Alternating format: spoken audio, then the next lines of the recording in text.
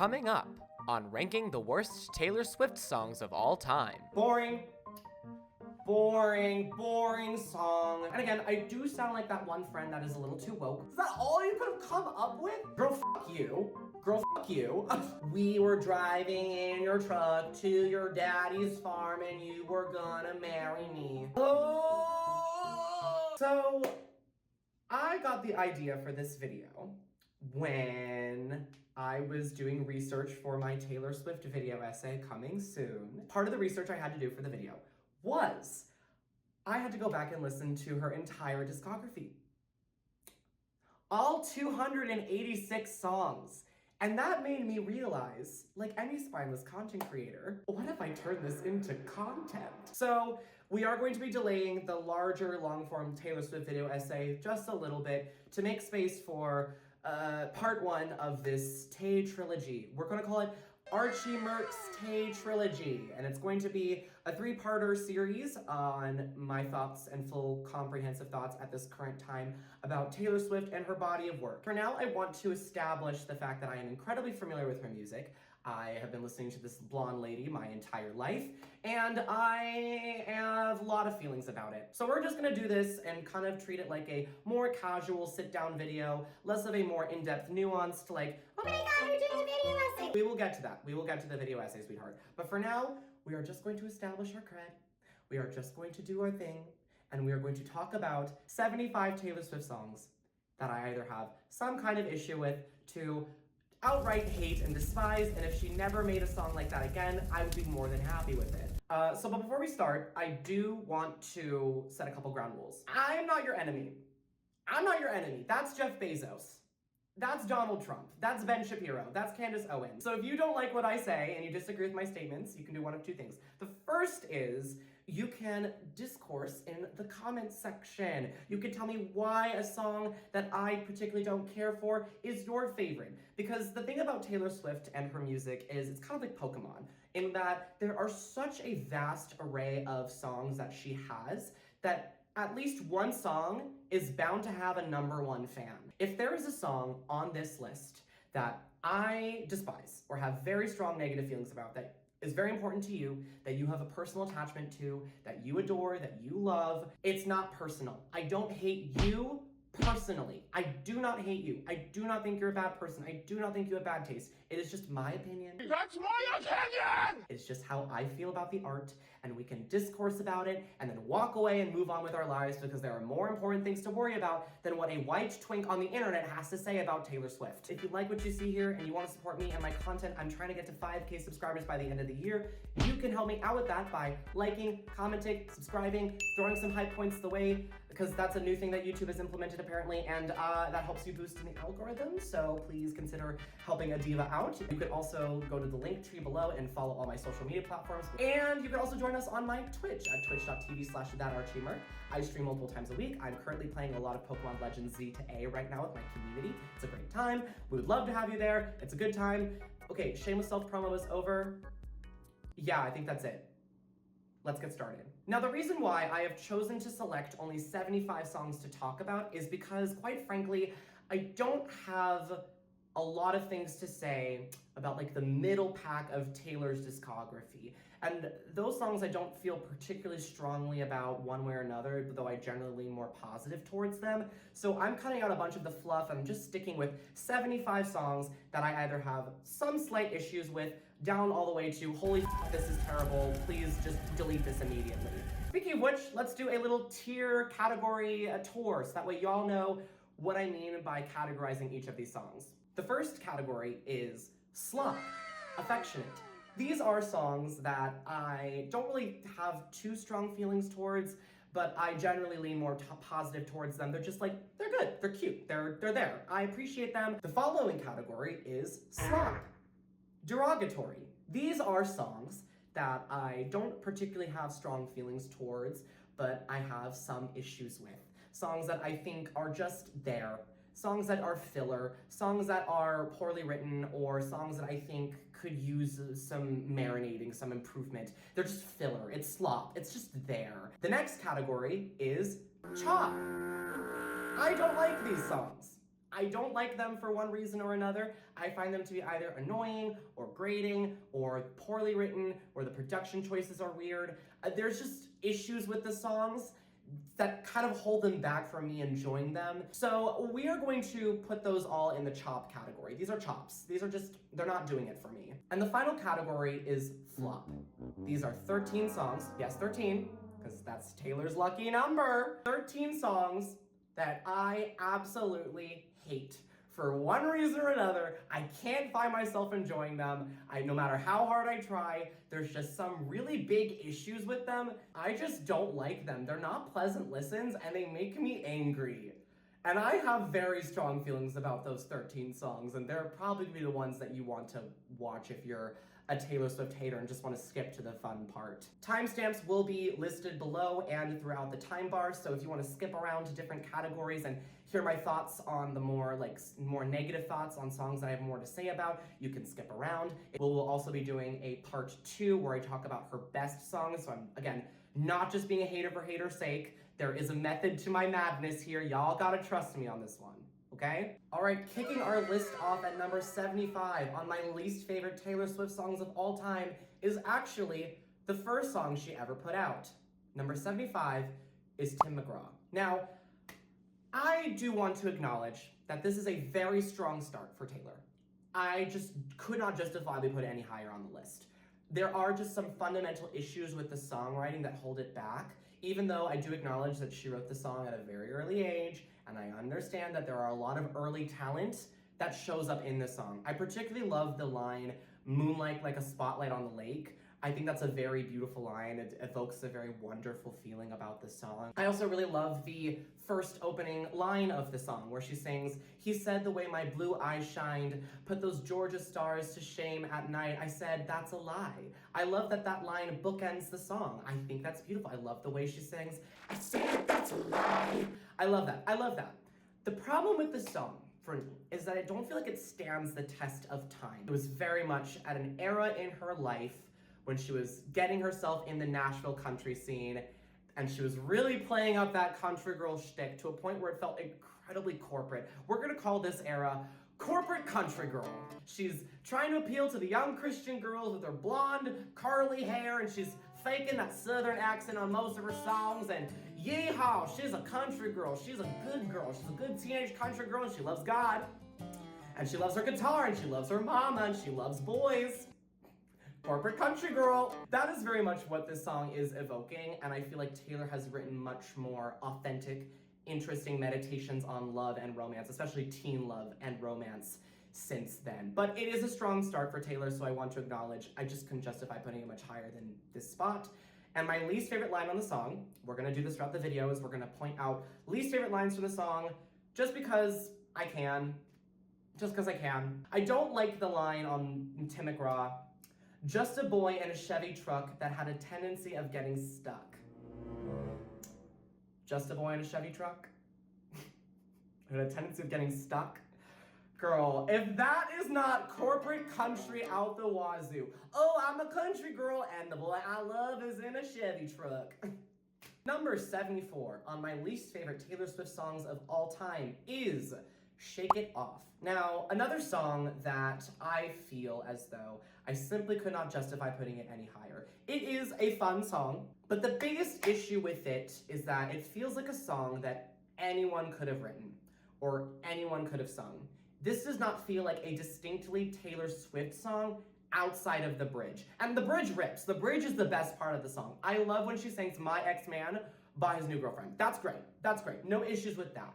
But outside of the bridge, it doesn't feel like a distinctly Taylor Swift song. Also, another issue with the re-recording of 1989, and a lot of Swifties feel vindicated in saying this with me, a lot of the hit singles from 1989 Taylor's version were botched. I have less than nice things to say about Style Taylor's version, and I don't have nice things to say about the production choices on Shake It Off Taylor's version.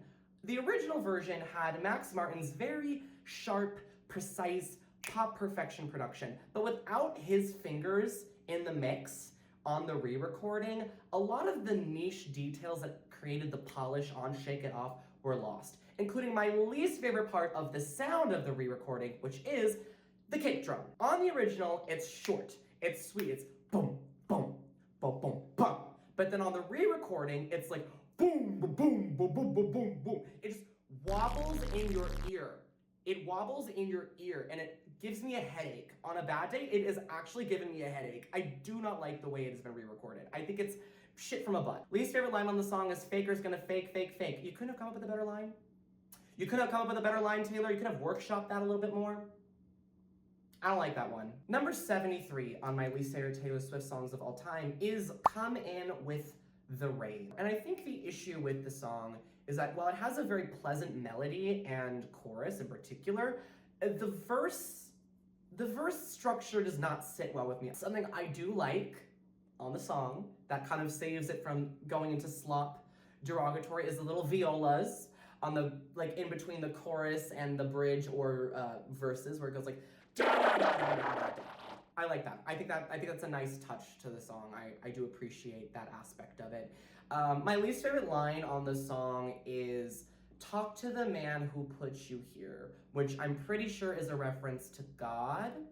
Corporate country girl era. I don't buy that she would say this then, and I don't buy that she would say this now. Number 72 on my least favorite Taylor Swift songs of all time is Bad Blood. Now, this is a song that's been in my life for so long that I almost can't hate it. So I really had to just put it at the bottom of Slop Affectionate because I just can't bring myself to dislike the song, but there are issues with it. And the first issue is just the context of the song. It's about her feud, allegedly, with Katy Perry. Something that I've struggled with Taylor's career is how public a lot of her private life has been, and a lot of the things that I have had to learn about this lady throughout my entire time of being a fan of hers has been against my will. And I still do not care for the fact that this feud happened in the first place. Again, I get it was annoying. Katy hired backup dancers out from under you. Y'all had to make it a big thing. But like, this couldn't have been an email. This couldn't have been private. You guys couldn't have just like worked it out privately on the remix. You had to publicize that and all that. It was just cringe. I didn't need to know it then, and I don't need to know it now. I will say though, on the remix, I love Kendrick Lamar. I think his verses are fire. Even on the re-recording, he sounds great on it. I love Kendrick. I am a huge Kendrick Lamar fan. Not Like Us is one of my favorite songs of all time. Again, the song feels very vague. It feels like a song that anyone could sing. It doesn't feel like a distinctly Taylor Swift song. Features some of her weakest writing to date. And my least favorite line on Bad Blood comes from the original version, not the remix with Kendrick, where she sings, "So don't think it's in the past. These kind of wounds, they last and they last." They last and they last? Kind of workshop that one a little bit more, girl. Okay, we are now on to the Slop Derogatory category. Now this is going to take up the vast majority of the video, so strap the fuck in. Number 71 on my least favorite Taylor Swift songs of all time is Fresh Out the Slammer. This is a deep cut from the Tortured Poets department. I don't have particularly positive things to say about that album, though I have softened up towards it since its release, especially because she's released worse material since then.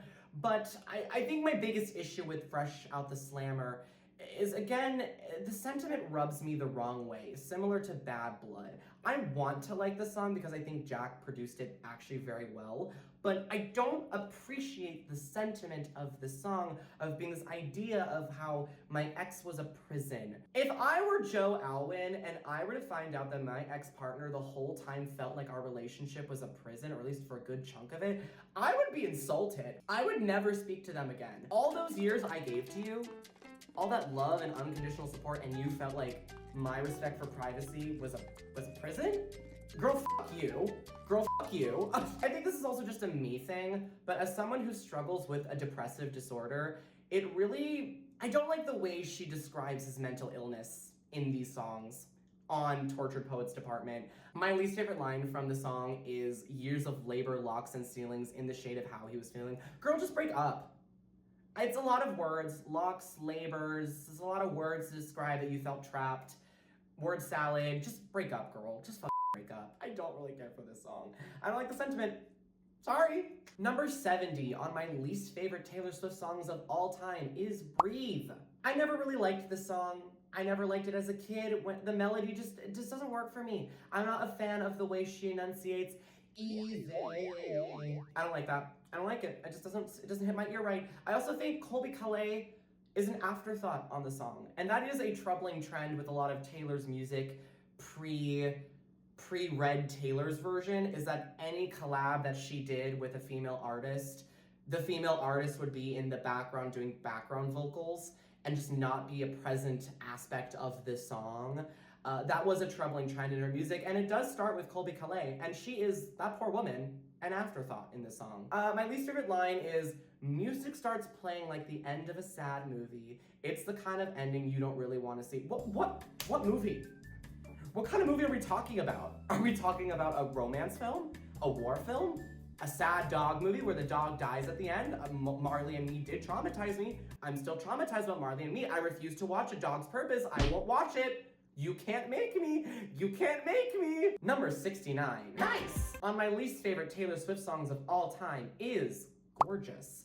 This is one of the few songs from Reputation, and I'm a Reputation stan, let me make that clear. But this is one of the few songs that I don't necessarily like, and I tend to skip more often than not, because I find the melody to be very annoying. I just don't really care for this song beyond the bridge. I think it's very annoying. It's just not my fave. It's not the worst by any means, but it's just not my fave, and it's definitely one of the weaker songs off of Reputation, but not the weakest.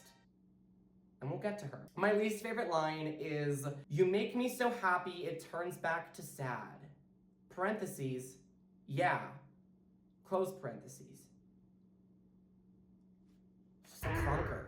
And Caroline Polachek expressed this sentiment much better on the song So Hot You're Hurting My Feelings. Like, Gorgeous, yes, Gorgeous came out earlier than that, but I do think the sentiment is expressed better. So if you want a better version of Gorgeous, just listen to So Hot You're Hurting My Feelings by Caroline Polachek. Number 68 on my least favorite Taylor Swift songs of all time is Paper Rings.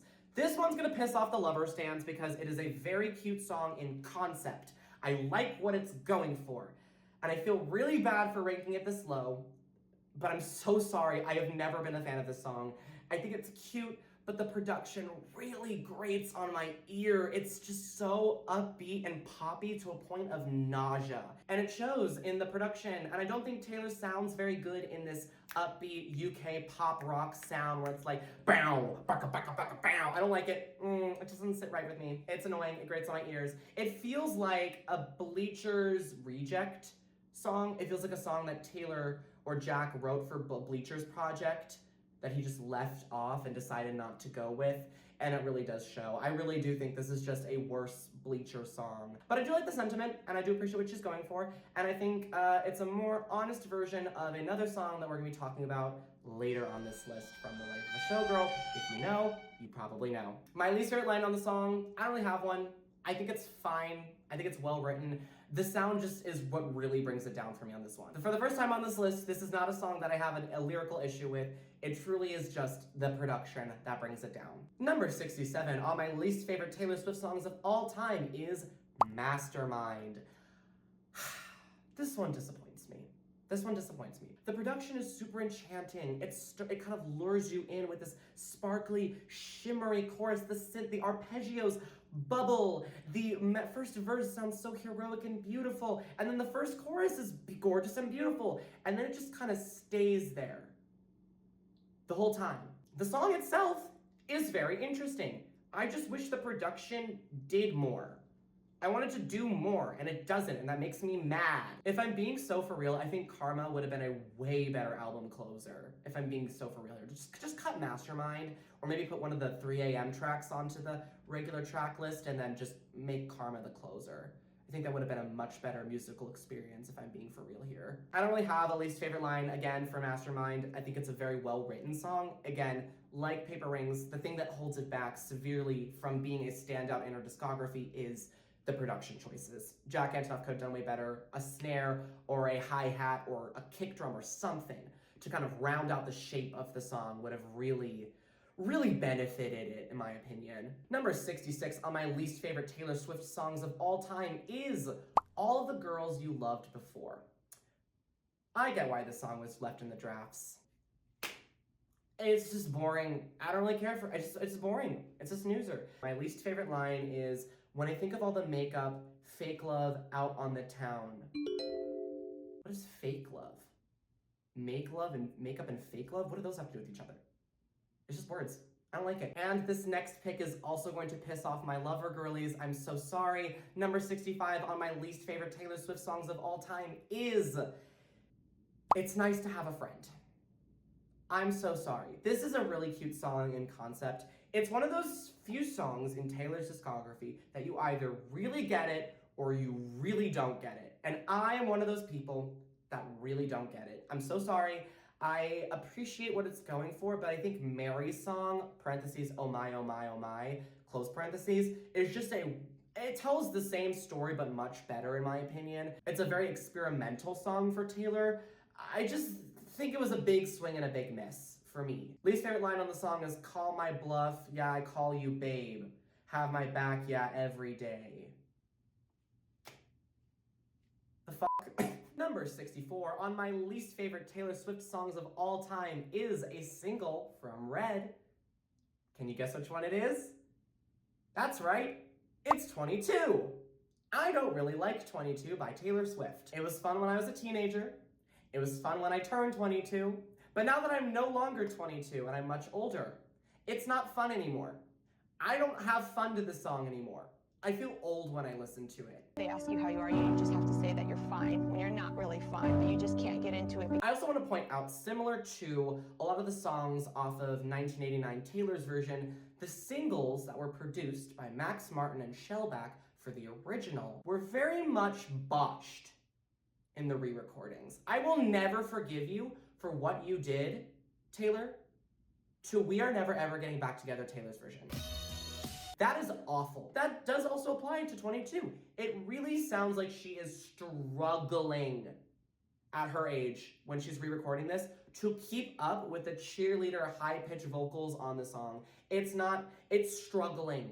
Like at that point, just lower the song down by a couple keys and just make it easier for you, girl. Because the keeping the song in the original key at that age, she was struggling to keep up with the vocals, girl. It was a hard listen, and it still is a hard listen. I don't really have a least favorite line on this song. It's just kind of there.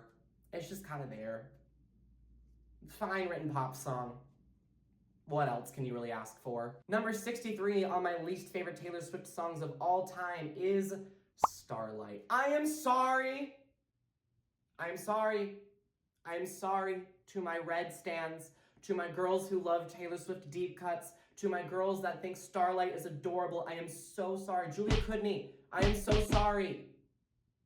I don't like this song. I've never really liked this song very much. I don't know, as I've gotten older, I've kind of realized that it basically follows the exact same rhythmic and melodic structure as Red, and Red is a way better song. So it just doesn't really sit well with me. I'm like, every time I'm listening to it, I'm just like, I just want to listen to Red, because Red is a way better version of this anyways, and a lot more heartbreaking. So, generic love song, but I appreciate what she's going for. It's just not for me. My least favorite line on the song is, don't you dream impossible things. Yes, Taylor. We all dream impossible things. They're called dreams. Number 62 on my least favorite Taylor Swift songs of all time is How You Get the Girl. I'm in danger. I'm gonna get crucified for this one. I'm so sorry. I'm sorry. Again, like Starlight and Paper Rings, I'm sorry. I know this is a song that a lot of Swifties ride or die for. This one has never been for me. And the reason why I feel kind of negatively towards it is because it feels like a song and sounds like a song that was meant to be covered by Kids Bop. And for that reason alone, it justifies that low placement. If I can imagine Kids Bop making a better cover of this song than the original, we have a problem. I think it could be more interesting if she just did more compelling storytelling. The song is very vague, and the melody is annoying. Slop. It's just generic pop slop. Least favorite line on the song is, of pictures and frames of kisses on cheeks. Clunker. Add that to the clunker counter. Clunker! I don't like it. It does not hit my ear well. Number 61 on my least favorite Taylor Swift songs of all time is Paris, off of the 3 a.m. edition of Midnights. I can see why this one was left off the standard edition. I love the idea of writing a song about being so in love with someone that you do not give a flying fuck about what happens around you. The premise is excellent. I also really like the details in the song. I love the line, and the outfits were terrible, 2003 unbearable. That's camp. I love it when Taylor drags the Y2K aesthetic. Go off, queen. Why the song doesn't work for me is because I find, once again, that the production and the melody just grates on my ear. It's not a very pleasant listen for me, and that makes me sad because I want to like it more than I actually do, like a lot of the songs on the Slop Derogatory list.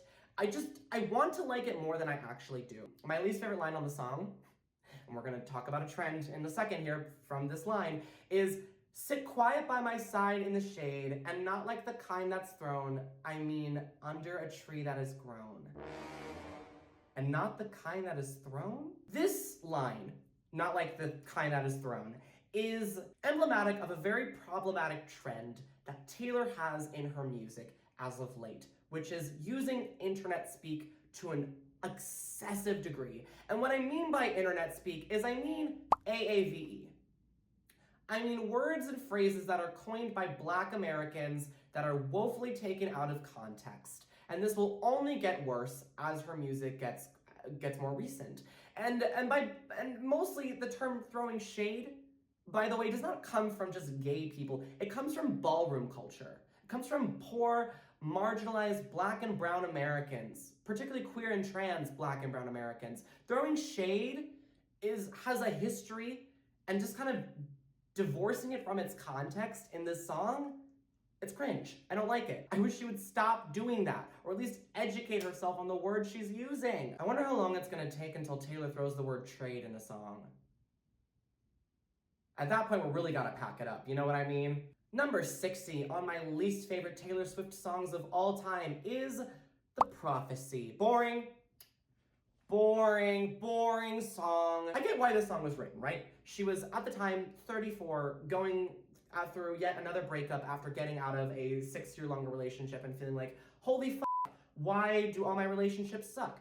Why do I keep breaking up with people? Am I gonna be stuck in this forever?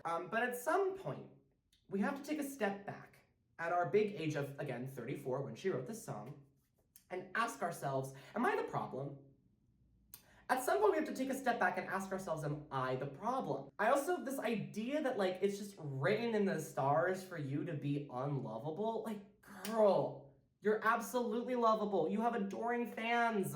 Is that, like, you have everything you could possibly want in your life at this point, except a man. And everything but one thing, and that's to be loved by a man.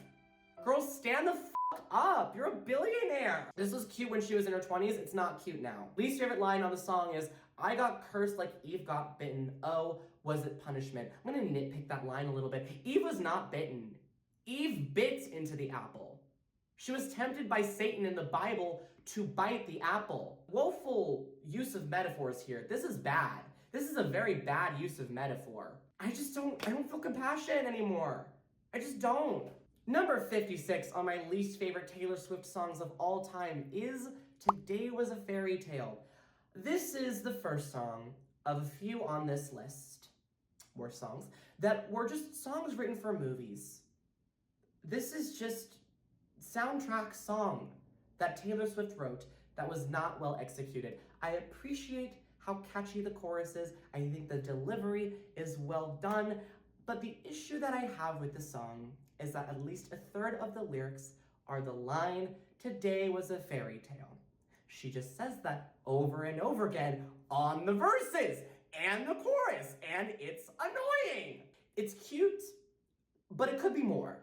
And on a bad day, it grates on my ear. Number 58 on my least favorite Taylor Swift songs of all time is If This Was a Movie. I don't think about this song much. I truly can't remember it. I just don't remember it. The metaphor is basic. The metaphor is basic, the melody is not very interesting, and my least favorite line is, it's not the kind of ending you want to see now. Again, with the end of a movie you don't want to see. What does it mean? It's like Breathe, same issue with Breathe. What kind of movie are we talking about? What kind of ending are we talking about? This is vague. Taylor, your brand is specificity. Where are the specifics? Forgettable song outside of the chorus. I don't really care for it. Moving on. Number 57 on my least favorite Taylor Swift songs of all time is The Moment I Knew. I want to like it, kind of like some of the other songs on the Slop Derogatory list, but the issue is that I find the production to be very blown out, very overdone, very exaggerated. It's almost too dramatic for me.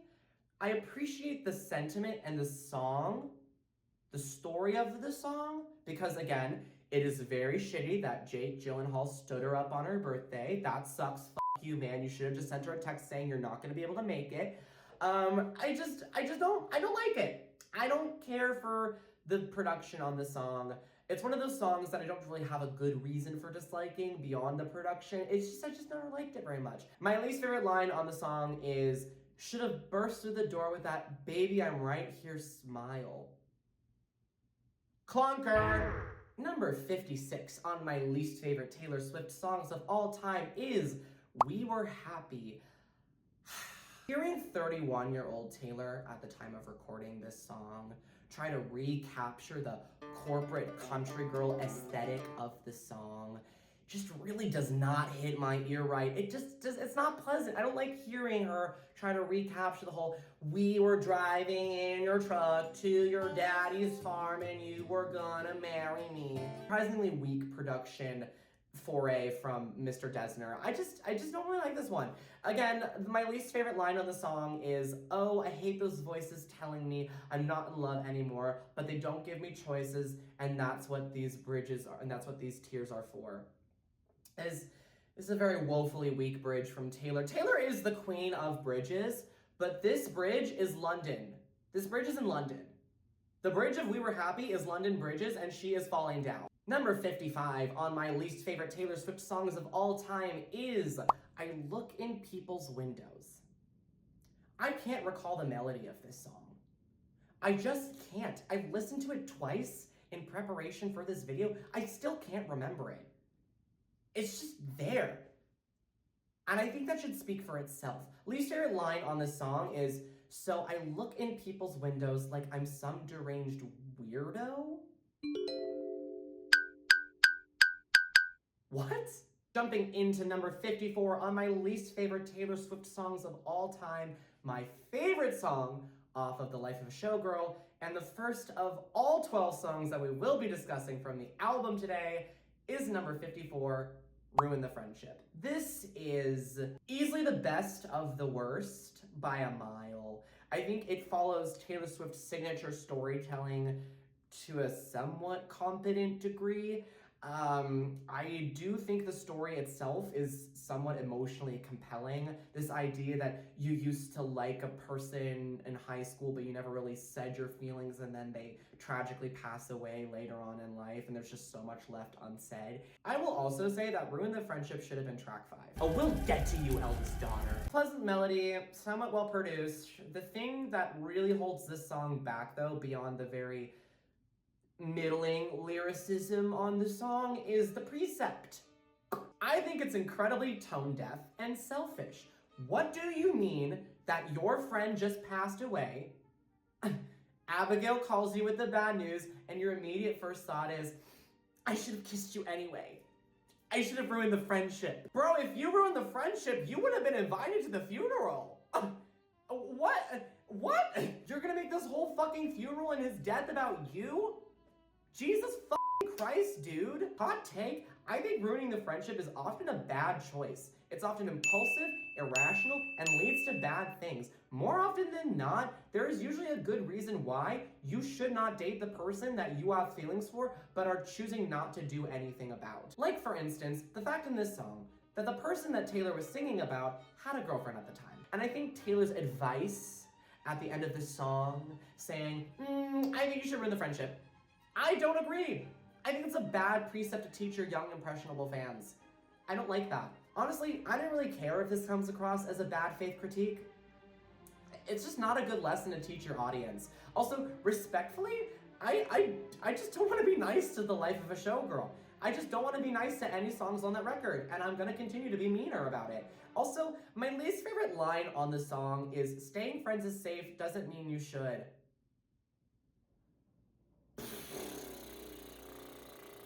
Number 57 on my least favorite Taylor Swift songs of all time is "You're Not Sorry." I never really cared for this song. I think it's the weakest one off of Fearless. I just think the melody is, it feels very much like, huh, huh, huh.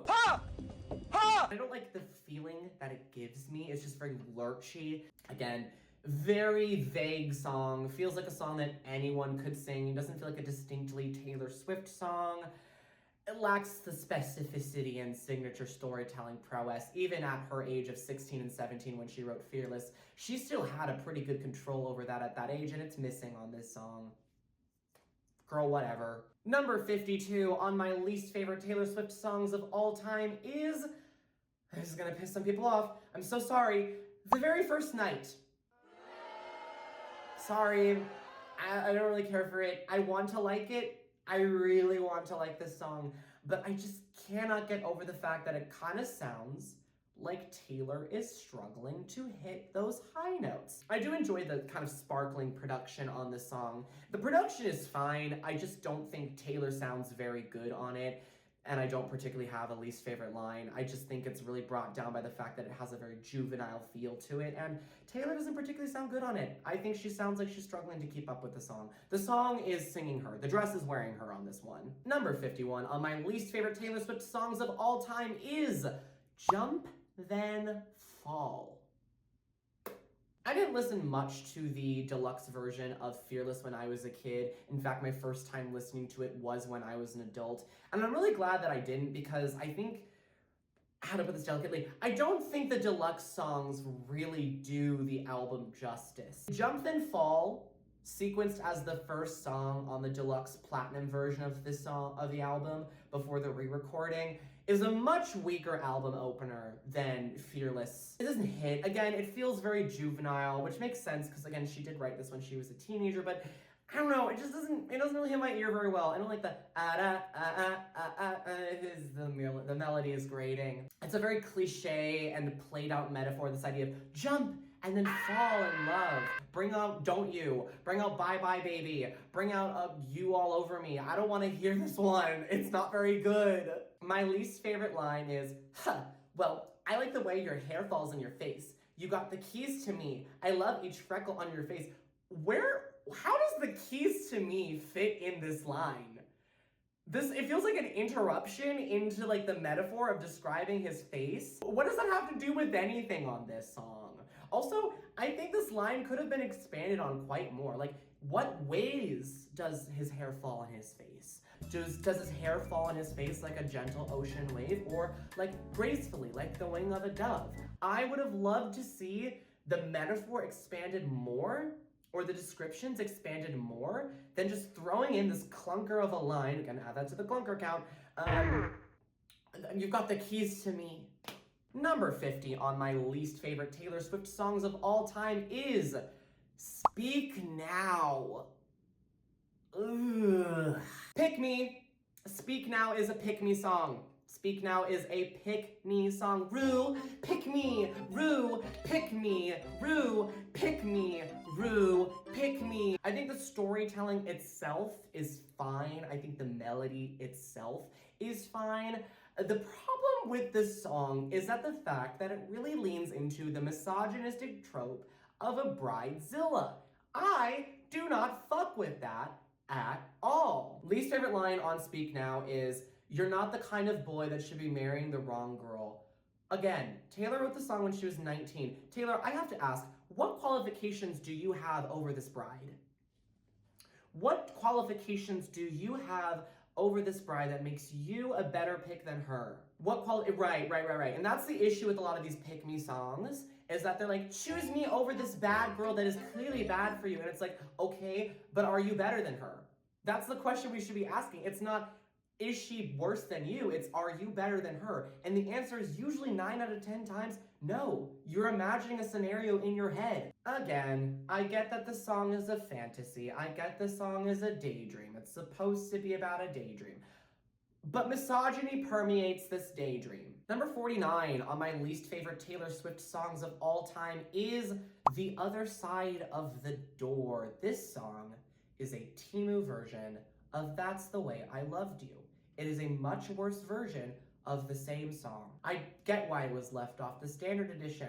I really do. Because again, it's cute, but gorgeous next to cute, gorgeous devours cute. Bye, pumpkin. Least favorite line on the song is, I said leave, but baby, all I want is you.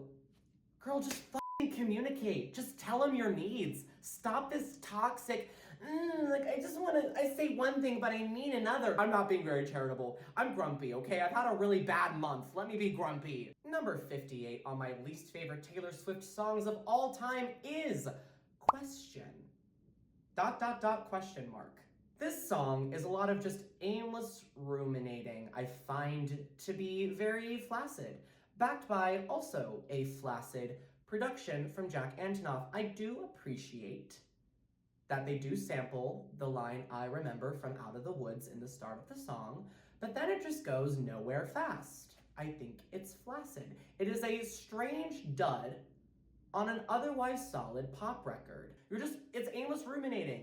And maybe that's the point of the song, but the point isn't for me. And that's okay. It doesn't have to be for me. It could be someone else's favorite song, but it doesn't have to be mine. The other issue that I have with the song comes in the form of my least favorite line in the song. She says in the second verse, "Fuck politics and gender roles." And I get that the context of this line is supposed to be referencing a conversation with some dickhead guy that she got in an argument, or the person that she's singing about got in an argument with at a party. But the problem that I have with this line is that Taylor has a bad habit in more recent years of referencing left-leaning or liberal politics in her music without really expanding upon it beyond just name-dropping it. It's kind of like the same issue with You Need to Calm Down, where she's like, Shay never made anybody less gay.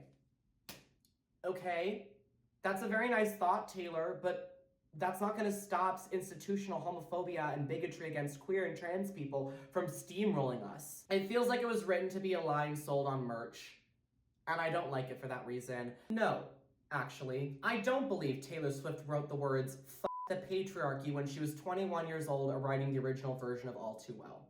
I think she wrote that in the 10-minute version of the song when she was in her 30s to garner applause from her white feminist audience, in addition to trying to paint Jake Gyllenhaal as a hypocrite because she wanted to sell merch. Specifically, the keychain that says, "Fuck the patriarchy," for her fans, because she, again, wanted to garner applause and seem a bit more woke than she actually is to her white feminist audience. Oh, and by the way, when I say white feminist, I don't mean just white women, because there are plenty of gay men that are also white feminists. And they're probably watching this video. Okay, I have a surprise. I lied. There is a secret category. There is a secret category within a category of songs that I'm not going to talk about. I'm just going to list off because they all fit in the same sphere of her discography. I can't justifiably put them any higher, but I can't put them any lower. I'm just going to call them songs that I feel bad for ranking so low because she was probably 13 when she wrote them. And these songs include number 47, Stay Beautiful, number 46, A Place in This World, number 45, The Outside, number 44, Invisible, number 43, A Perfectly Good Heart, number 42, I'm Only Me When I'm With You. These are songs that are very clearly written from the perspective of a teenage girl. I simply cannot relate to them, and that's okay. And that will affect how they appear on my ranking. That does not mean I hate teenage girls. That does not mean that I think she was bad for writing them. These are just songs that have just been simply outclassed by the test of time, that she's written about similar sentiments way better in the future. And while each of them are kind of cute in their own way, I just don't gravitate towards them. And I feel very bad for ranking them so low, but I just can't justify putting them any higher. All right, number 41 on my least favorite Taylor Swift songs of all time is Message in a Bottle. I think Elvira, Taylor, and Shellback did a very good job producing this song, but the problem for me is similar to the others in that it just lies in the melody on the verses of the chorus. They really just grate. It sounds like something that Alvin and the Chipmunks would sing. I don't like the way she sings. I don't, it sounds annoying. It's annoying. It's not for me. It's annoying. It grates. I kind of wish she also took the message in a bottle metaphor a bit further and kind of made that the centerpiece of this song. Like, find more allusions to piracy and finding love on the high seas and the wild winds of change. But instead, message in a bottle is just message in a bottle. I hope it finds you. Girl, just send a text. Just text him. Just call him. Just have a friend arrange a meetup between the two of you. Also, my least favorite line on the song is, "But time moves faster, replaying your laughter, disaster." Very cliche rhyming scheme. Very cliche rhyming scheme. Clunker! Add that to the clunker list. Number 40 on my least favorite Taylor Swift songs of all time is Eyes Open. This is another song that she wrote for a soundtrack that I honestly do not remember. I do not remember it. I don't think about it. I think she sounds nice on the song. I think it's cool to hear her in a more like rock production. I think what the issue with the song is that it doesn't feel like a song inspired by the Hunger Games. It's more so just a vague political unrest song.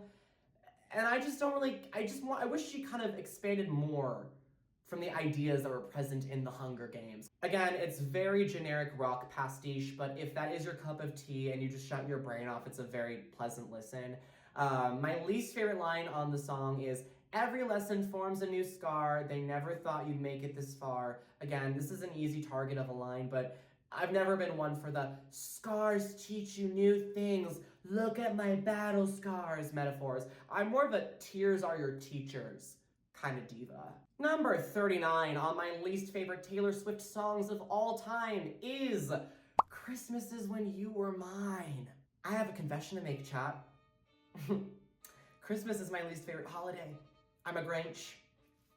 Surprise! I'm a Grinch. I am a certified Grinch. I do not like Christmas. It's my least favorite holiday. It's annoying. It's inescapable. And my least favorite part about it, aside from the overt Christianity, is the music. If you have worked a food service, customer service, or retail job in your life, you will know how inescapable Christmas music is. It is awful. It's awful. And this song does not help its case. It's not Taylor's worst Christmas song, but it's, again, very much a generic, sad Christmas song about a breakup, very much a la Christmas, baby please come home vibes. And I'm just like, I feel like this is a song that the label paid her to make. The label commissioned her to make. They probably did commission her to make this song. My least favorite line on the song is, "Merry Christmas, everybody." That'll just be something I have to say this year. What? Number 38 on my least favorite Taylor Swift songs of all time is Sweeter Than Fiction. This is Jack Antonoff and Taylor Swift's first musical collab. And it really shows. I'm so glad that they have made better work since then, especially on 1989, but this one does not sit right with me, and I'm bored. I'm bored. It's just another generic pop song written for a movie. Least favorite line is, "Your eyes are wider than distance." What does that even mean? What distance? What kind of distance are we talking about? Distance between success and failure? Distance between heart and heartbreak? Distance between you and me? Distance between two continents? I'm really having a hard time understanding what she means by "your eyes are wider than distance." The fuck does that even mean? Number 37 on my least favorite Taylor Swift songs of all time is yet another song from the life of a flop girl. It is Honey. More or less one of the more pleasant songs on the record. It's not particularly interesting, but I do like the idea of reclaiming a word that was historically used to hurt you. I mean, hello, I am gay. I have reclaimed the F slur in my own personal life, so I can relate to that sentiment just a little bit. My issue with the song starts off with the fact that she refers to another woman in the song as, and the bitch was telling me to back off because her man looked at me wrong. I find it really funny that Taylor, at the early stages of her career, made a very big stink about being called a bitch, and now she is out here calling another woman a bitch. And very clearly a derogatory way. Not in a fun, slay way like the girls, gays, theys, dolls, and pups do, but in like a, ooh, she's a bitch, I hate her. And I'm not trying to make this some kind of gotcha moment. And it's not that people can't grow or change or their feelings can't change. It's more so just like, I would have appreciated some clarification on your stance on that before you wrote the song and started calling other women bitches. And my least favorite line on the song is, and when anyone called me lovely, they were finding ways not to praise me. Again, the self-victimization at this stage in your career. Like, even when you're talking about Travis, you have to bring your haters up. Stop it. I'm tired. Number 35 on my least favorite Taylor Swift songs of all time is Superstar, a song that is off the Platinum Edition of Fearless. It's just not for me. I think it's a cute concept, but I'm not necessarily gagging for it. I appreciate what she's going for trying to sing from the perspective of a fan-crazed teenage girl who is in love with this other artist who wants to be noticed at the front of the show. But for me, what I struggle with is that I've never been one to particularly engage in a lot of parasocial stan behavior. Like, I usually am like a fan of someone. I say I am a stan of several artists.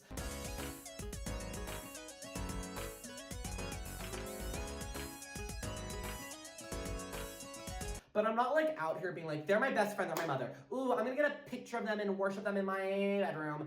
And again, maybe that is just an experience that a lot of teenage girls go through that I just never went through as a young gay boy. But this is not something that particularly speaks to me. And again, I think the song would be higher on my list if I did have those experiences, but I don't.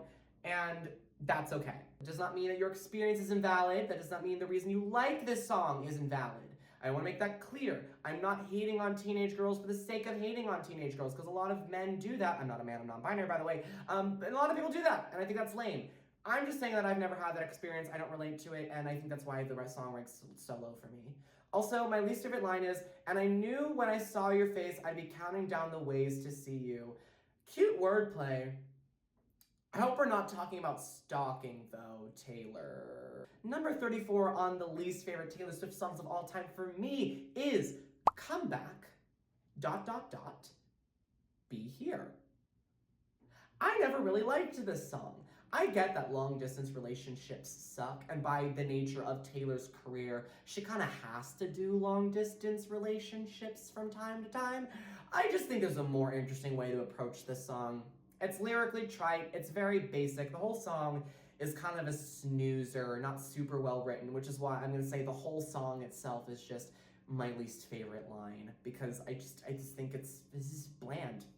I just think she could have written a better song about long-distance relationships. I want to hear more about it, and instead we just get, come back, be here. I guess you're in New York today. Number 36 on my least favorite Taylor Swift songs of all time, and a song that just barely missed out on the chop category, is a song from the Tortured Poets department. It is Down Bad. This song frustrates me. It frustrates me. It frustrates me because I love the production choices on this song. I love the beats. I love it when a song has a snare on the downbeat, the duh. I love the melody on the chorus. I love the vocoder harmonies. The vocoder harmonies are so good on the chorus. I love the way, and how enchanting it sounds. I love the way Taylor sings on the chorus. Fuck it if I can't have him. I think she enunciates the k so well. I love it. I love the song. If it was just the chorus, I will be having a blast. But the song is not the chorus. The song has multiple verses and a bridge, and all of them annoy me. The verses are just word salad. The verses are just word salad. They are overcrowded word salad. Purple prose to say over and over again to describe different fantastical images that basically all equate down to the same concept, which is, Maddie Healy, you led me on. Pretty imagery does not good story make, Taylor. I'm gonna say this again. Ready? Louder for the Swifties in the back. Okay, ready? I'm gonna center myself in the camera for this. Ready? Pretty words does not good story make, Taylor. Pretty words does not good story make. I truly do think Taylor learned the wrong lesson from Folklore and Evermore. This whole idea of like, Oh, she's so good at writing. She's such a talented writer. pretty words do not make a person smart. You can drop incandescent in a song, but it can mean absolutely nothing if you don't use it correctly. And a lot of the Tortured Poets department and The Life of a Showgirl are songs that are overwritten that try to sound smarter than they actually are. Like, again, let's talk about my least favorite line and analyze it a little bit. Again, we're finally diving into lyrical analysis right now. I'm so sorry we had to wait for that. She says in the song, "Did you take all my old clothes just to leave me here, naked and alone? In a field in my same old town that somehow seems so hollow now. They'll say if I'm nuts if I talk about the existence of you." The existence of you? They'll say if I'm nuts if I talk about the existence of you? Clunker. Throw that on the clunker list. Add that to the clunker count. I don't like that. They'll say I'm nuts if I talk about the existence of you? Word salad. It's just words. It's just words. This whole verse is just style over substance. It's a bunch of pretty words and phrases that just mean the same thing. But let's contrast this with the chorus, which I think is a lot more compelling and tightly written. She says, "Now I'm down bad crying at the gym. Everything comes out teenage petulance. Fuck it if I can't have him. I might just not get up. I might stay down bad." First of all, I like the idea of the double entendre with the phrase down bad. Because for starters, when you're down bad for someone, like, you want to fuck.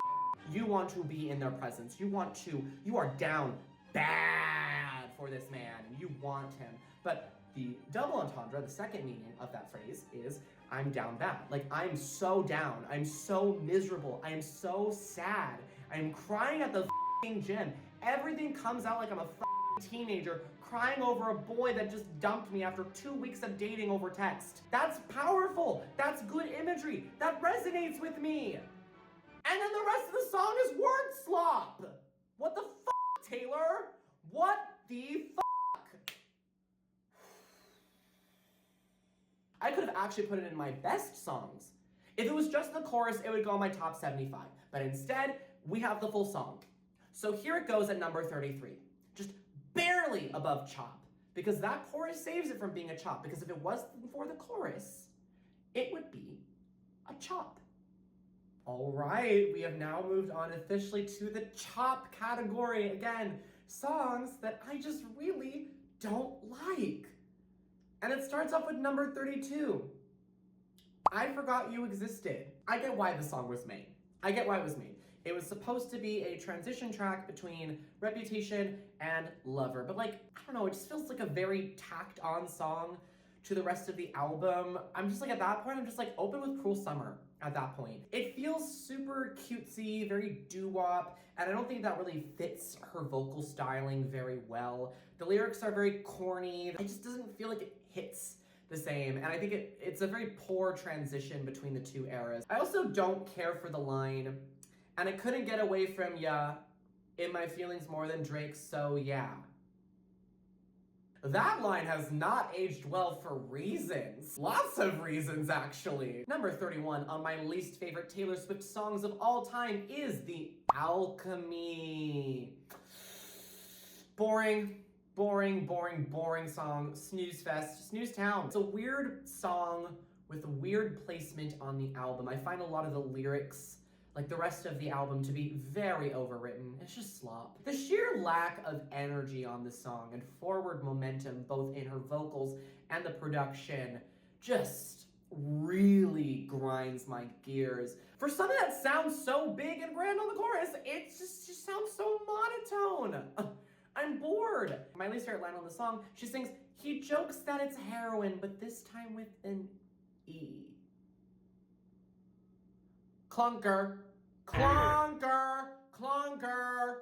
Number 30 on my least favorite Taylor Swift songs of all time is That's When, featuring Keith Urban. This is an otherwise pleasant song that is ruined by the presence of testosterone-weathered vocals. Why would a man be there? Why would a man even be there? And I just want to make this incredibly clear to the audience, that I'm not just a misogynist. I'm also a misandrist. I hate men just as much as I hate women, because the only valid gender is non-binary. Who put Keith Urban in my Taylor Swift song? Doesn't he have a job? Get him out of here. I don't want him here. He doesn't sound very good. And my least favorite line on the song is, well, it's the whole song actually. I just think it's very vague. Doesn't make a lot of sense beyond we were never on the same page as the sentiment of the song. It's just very confusing, poorly written. Not a fan. Keith Urban really brings it down. A chop. If there's a man on the song, it's usually gonna be a chop, except for a couple. Except for 2 songs I can think of off the top of my head that Taylor Swift has written with another man. But we'll get to those in the next video. Number 29 on... I gotta wet my pipes for this one because we're gonna go in. We're gonna go in on this one. Number 29 on my least favorite Taylor Swift songs of all time is Opalite. Now on paper, this song was made for me. Pretty guitars in the opening instrumental.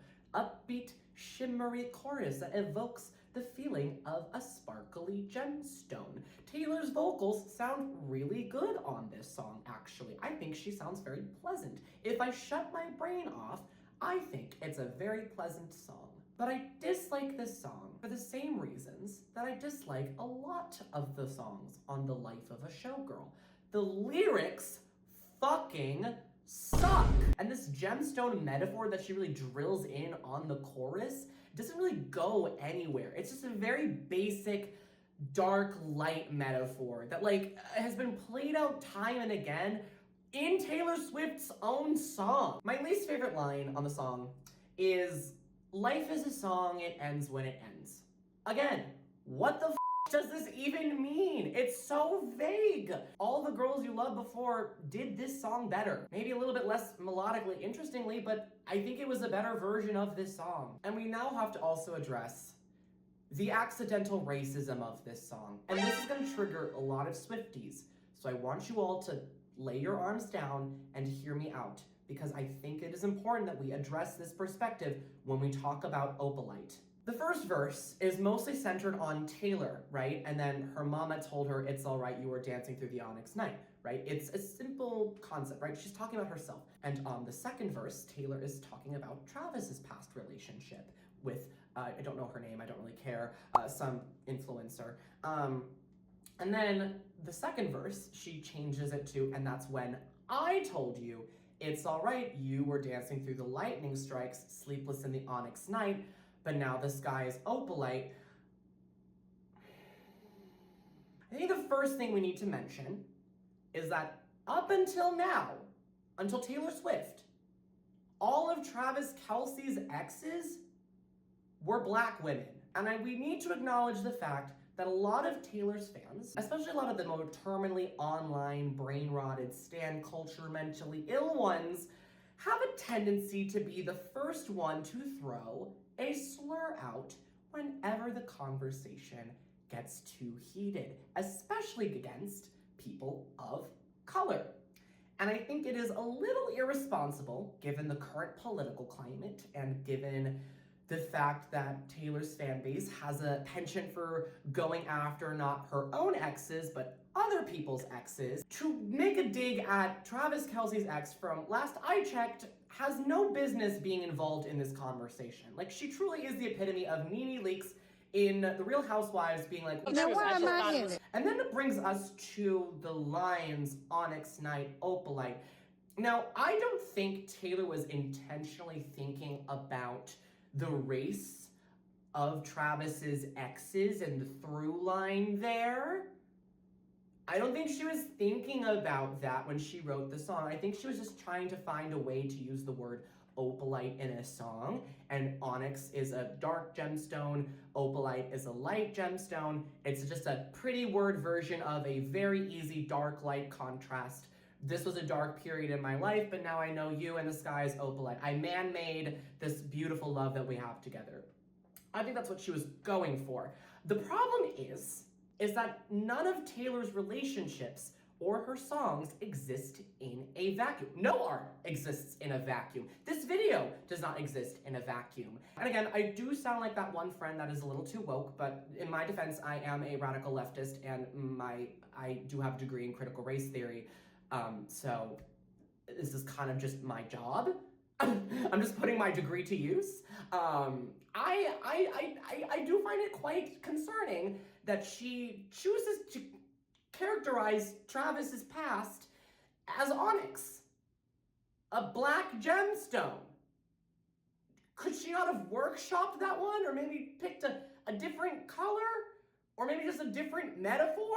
And this perspective I'm sharing does not come from nowhere, right? This isn't in isolation. This is not just from Taylor Swift's most rabid haters trying to divine some conspiracy that Taylor Swift is secretly a white supremacist. No, this is mostly coming from other Swifties of color. This is coming from her fans who are like, hey man, this lyric rubs me the wrong way as a black woman who loves your music. Again, go watch this video. I don't know the person's name off the top of my head because I'm filming this whole thing off the top of my head, but she's really cool. And this video was really informative for me. And I think you should watch it because I think it shares a very good perspective on this. But again, if even the fact that this thought has to cross someone's mind is concerning. So again, just seeing this disconnect, it's really frustrating. So again, I don't think she intended for this to be as racially charged as it feels, but to me, especially hearing the concerns of Taylor's own fans of color, I am concerned for them, and I am concerned, period. Could we maybe not have written more than one draft of the song? Because you and I both know the life of a showgirl probably had at least one or two drafts of each song, with little to no pushback from Martin or Shellback, right? Right? Number 28 on my least favorite Taylor Swift songs of all time is Endgame. The other song from Reputation that I do not care for, and it is once again a great song that is ruined by the presence of not one, but two men. I do prefer Future's verse. I do think Future does a very good job on this song. I don't think he's the problem here. It's Ed Sheeran. It really is just Ed Sheeran. I don't think he adds much to the song. I think he sounds trite and out of place. He sounds like a white dad at a barbecue trying to sound hip with his kids. And it doesn't sound great. If you have to throw in Future, that's fine. I think Taylor and Future sound okay together. But really for me, it really just is the fact that I would have preferred if it was just Taylor's verses and the chorus. Those are great. I love the chorus. I love Taylor's verse. I just wish Ed wasn't on it.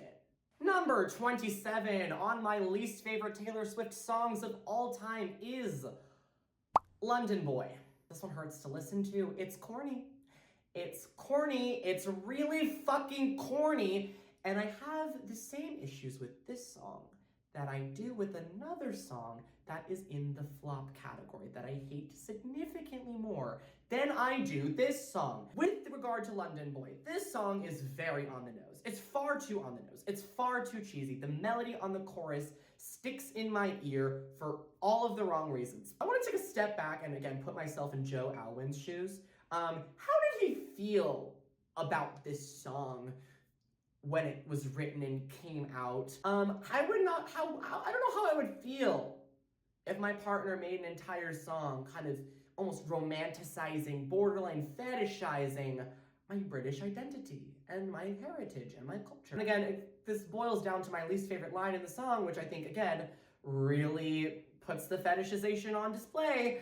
They say home is where the heart is, but God, I love the English. Ugh. Fuck. Chop. It's a chop. Next. Number 26 on my least favorite Taylor Swift songs of all time is So High School. Twitter had a field day with this song, and honestly, deservedly so, because the line that everyone clowned on is also my least favorite line in the song. Touch me while your boys play Grand Theft Auto. Ugh. Really, girl? Really? Did you consult ChatGPT for that one, girl? What? The issue with the line is not just that it's clunky, add that to the clunker list. It's not just that it's clunky, it's the fact that I don't buy that she's experienced this once in her life. I have not bought that he plays Grand Theft Auto with his bros. And that's why it's so cringe. I'm like, it's so obvious this didn't happen.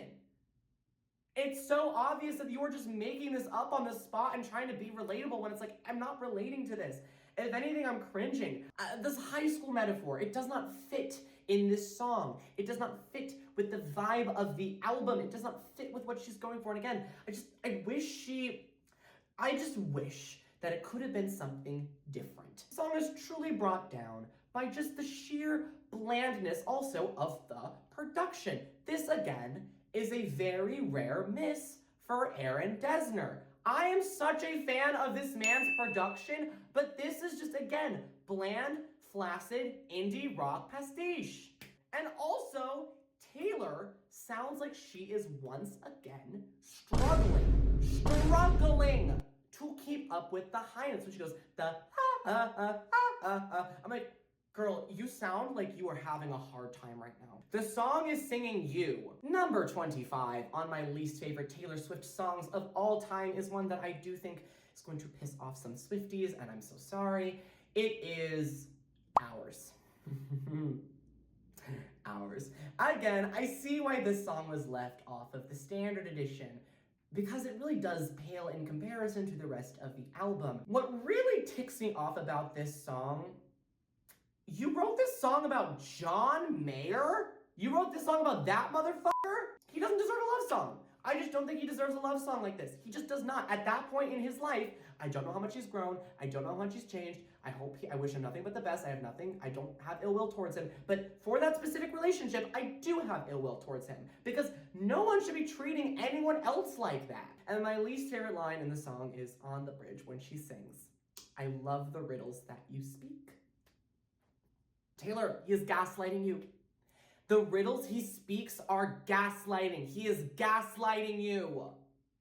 I know you wrote this like over a decade ago, so you've probably moved on. It's not a big deal. But I'm talking to Taylor at 19 years old. Stand the fuck up, girl. Stand up. Number 24 on my least favorite Taylor Swift songs of all time is Innocent. I've never really cared for the song too much. I didn't really like it on the original version of Speak Now. I didn't really like it much when the re-recording came out. What I find troubling about this song, for the same reasons I don't really care for Ours. This song is about Kanye West. It's about the time when he very rudely, in my opinion, went up on stage, interrupted Taylor Swift's VMA speech, and said, Taylor, I'm gonna let you finish, but Beyonce had one of the best music videos of all time. Kanye was a piece of shit. And not only was he a piece of shit, he is, in my opinion, I don't want to get sued, in my opinion, he is still a piece of shit. Kanye is a white supremacist. He leaked information and he and Kim manufactured an entire astroturfed hate campaign against you, Taylor. That man does not deserve a song like that. I understand she was trying to be mature and be the bigger person, but I'm sorry. My least favorite line on the song, by the way, is 32 and still growing up now. Kanye's a fully grown adult, girl. You do not need to absolve him for that. Number 23 on my least favorite Taylor Swift songs of all time is the Tortured Poets Department title track. It's a pleasant melody. The choruses are fine. The verses are really bad. the verses are really fucking bad. I understand that Twitter really clowned on the line. You smoked and then we ate 7 bars of chocolate. We declared Charlie Puth should be a bigger artist. I scratch your head and then you fall asleep like a tattooed golden retriever. Yikes. I think there's a far worse line that I think deserves a lot more contempt. That deserves a lot more criticism for how badly written it is. It says on the bridge, sometimes I wonder if you're gonna screw this up with me, but you told Lucy you'd kill yourself if I ever leave, and I had said that to Jack about you, so I felt seen. That is like trying to fit a galaxy inside a water glass. There is so much density in that shit, it cannot remotely make sense in this motherfucker. It's so dense, it is so clunky, it's just words. It's just so hard to listen to. It's so hard on my ears. And again, I have to say this, but imagine writing a song in which the bridge, or the chorus says, who's gonna know you like me? And it's a fucking Maddie Healy. Maddie Healy, who famously has made anti-Asian remarks on a podcast and racist claims about Ice Spice. Who owns Rina Sawayama's masters. I stay with Rina Sawayama. Fuck that man. Number 22 on my least favorite Taylor Swift songs of all time is The Fate of Ophelia. Lead single, first track off of The Life of a Showgirl. If you watch the Fate of Ophelia music video back, you can very clearly see where Taylor Swift put in deliberately a TikTok dance to be copied in the final chorus, and that just really grates on me. And then we also have to talk about the fact that a lot of the verses are word salad and purple prose out the f***ing wazoo. The production for me on the verses is very bland. I find the bass line in particular to be very annoying. It's like ba ba ba ba ba ba. A lot of better people have talked about this than me, but I do want to reiterate that she fundamentally misunderstands the journey of Ophelia, because I think what happened was she saw the painting, The Fate of Ophelia, and was like, and that's great. That's well and good, but I wish you would just clarify that instead of trying to be like this high-minded, oh, I can quote Shakespeare, so I must be so smart. Girl, you're not even getting your literary references right. It's very frustrating that Taylor, at her big age, at this point and stage in her career and wealth, is still making music about being saved by a man. A man does not save you from the fate of Ophelia, girl. He puts you in it. You need to save yourself from the fate of Ophelia. And of course, my least favorite line on the song is, pledge allegiance to your hands, your team, your vibes. Oh, your vibes? Really? Is that all you could have come up with? Your hands, your team, your vibes? What the fuck does that even mean? What does that mean? Ugh. Number 21 on my least favorite Taylor Swift songs of all time is I Don't Want to Live Forever. Taylor sounds okay. Zayn Malik sounds awful. I have never been a big Zayn Malik fan. I just think he sounds very shrill on this song. I think he sounds super shrilly. I think he sounds very annoying, and once again, ruining the hard work of a beautiful woman. My least favorite line is, okay, this is such an easy cheap shot, but my least favorite line on the song is, baby, baby. I hate the way they sing that. I don't like that. I don't like that. It makes me cringe. It makes my skin crawl. All right, now we are getting into the real pits of hell. We are starting off number 20 on my least favorite Taylor Swift songs of all time. Oh, Jesus. Okay, here we go. It is a song off of the Tortured Poets Department. It's a song called Clara Bow.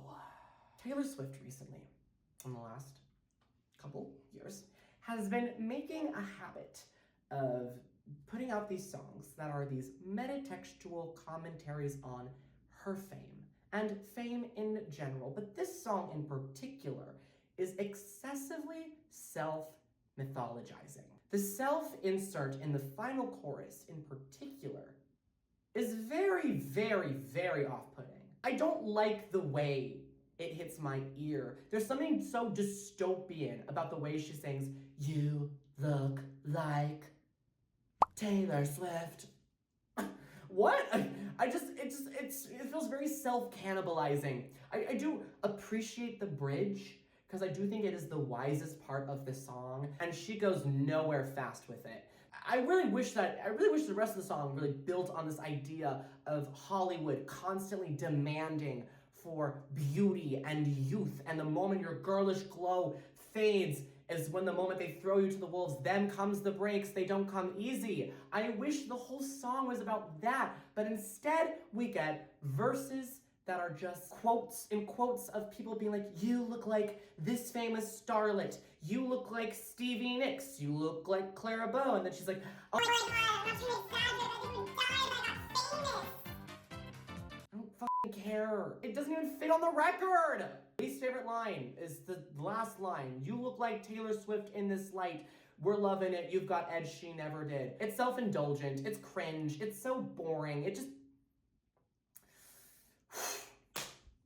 We're moving on. I'm getting angry. Number 19 on my least favorite Taylor Swift songs of all time, Please Kill Me, is Elizabeth Taylor. Okay. I do want to give credit where it's due. Elizabeth Taylor is easily the most consistently showgirl sounding song on the record. The production choices are good. I like the production on this song. That's not my issue with it. The issues with it start with the melody.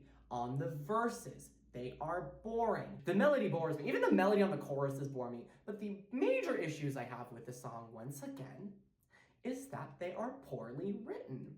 And honestly, I find that this song has quite the handful of offensive and insulting ideas in it. Let's start with the line, all the right guys promised they'd stay, under bright lights they withered away. Again, with the digs at your own exes. You broke up with Joe over 2 years ago, almost 3 years ago now. It's been almost 3 years since you and Joe broke up. Why are you still dragging that poor man through your shit? Leave him alone. I don't even want to fuck him. Well, I do want to fuck him, but I'm not even defending him because I think he's hot. I'm defending him because I'm like, dude. The second line that upsets me and annoys me is, Portofino was on my mind, and I think you know why. It's because she wants us to know.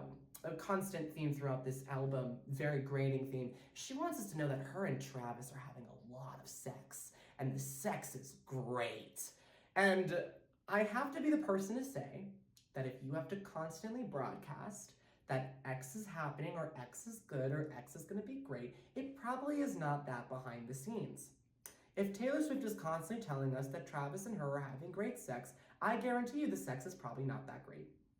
Or it's gonna grow stale very fast. And then the other line that annoys me is, and I can't have fun if I can't have you. Yes, you can. Taylor, yes, you absolutely can have fun without him. Wasn't your whole thing during like 1989 era, like that you don't need men and you're trying to reject this idea that you are defined by the men in your life? Wasn't that the whole point of that era? It just feels like, again, she wanted to reference Elizabeth Taylor in a song because she could, without actually doing any complex exploration on Elizabeth Taylor as a character or figure. Because again, famously, in Hollywood, Elizabeth Taylor was married and divorced, I think, if I'm not mistaken, 8 times. Are you trying to doom this relationship by invoking her, girl? But I want to draw out my least favorite line from this song. She sings, don't you ever end up anything but mine. I do not like that line. That makes me uncomfortable. That makes me uncomfortable. I feel uncomfortable listening to that. Why do I feel uncomfortable listening to that? Well, I want to highlight why I feel uncomfortable listening to that by contrasting it with a better song, New Year's Day. In the bridge, Taylor Swift croons, please don't ever become a stranger whose laugh I could recognize anywhere. There is so much nuance and heart and earnestness and sentiment to that line. It is extremely well written, but it's not overwritten. It's not flowery for the sake of flower. There is a meaning behind don't become a stranger whose laugh I could recognize anywhere. Because when you share laughter with someone, you share joy with them, you share brevity, You share light with them. You grow closer with them. Laughter and joy brings us all together. And sometimes it is more painful to remember the good times with someone that is no longer in your life than the bad ones. If she recognizes Joe's laughter in the street, good Lord, that might kill her. It's not possessive. It's not confrontational. It's just earnest. It's sincere. On this line, it just feels like she just wants to possess Travis. And I don't like the way that makes me feel. It's not sexy. It's not hot. It's just gross. It makes me feel gross. I don't like the way it makes me feel. And again, maybe this is just bad faith critique, but I don't feel like being nice to the life of a showgirl. It doesn't deserve my kindness. I'm gonna get some water and stretch my legs. I've been doing this for 3 hours, by the way, chat. You're probably only on hour 2 in the video. Ooh, look at Arch that back. Don't call me Archie for nothing. At this point, I just assume that you have this on in the background and we're just having a good time. I'm just creating slop for you on the internet, my little piggies. Eat out of your trough. All right, number 18 on my least favorite Taylor Swift songs of all time is Wish List. Very pleasant, shimmery production, but the lyrics are so fucking dishonest. For starters, she says in the second verse, they want those 3 dogs they call their kids. Taylor, that's you. You famously have cats that you call your kids. Olivia? Benjamin Button? Hello? Also, this very whole cliche idea of everyone wants material things, but I just want you. It's cliche. It's been done before. In fact, Taylor has done that before. On Paper Rings. And dare I say that is a better song than this one.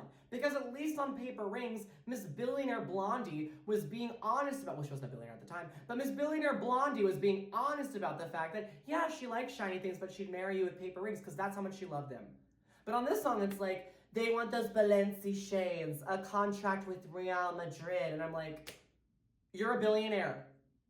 Okay, you made the conscious choice to hoard that wealth. You could have given it all away.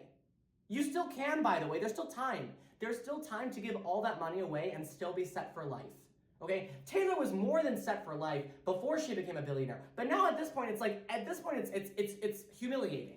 It's humiliating. I don't buy that you don't want these material things, because if you did want those material things, if you didn't want them, you would have given all your money away. You would have given up your money, you would have given up your private jet, you would have given up some of your properties, but instead, you keep them, you hoard them.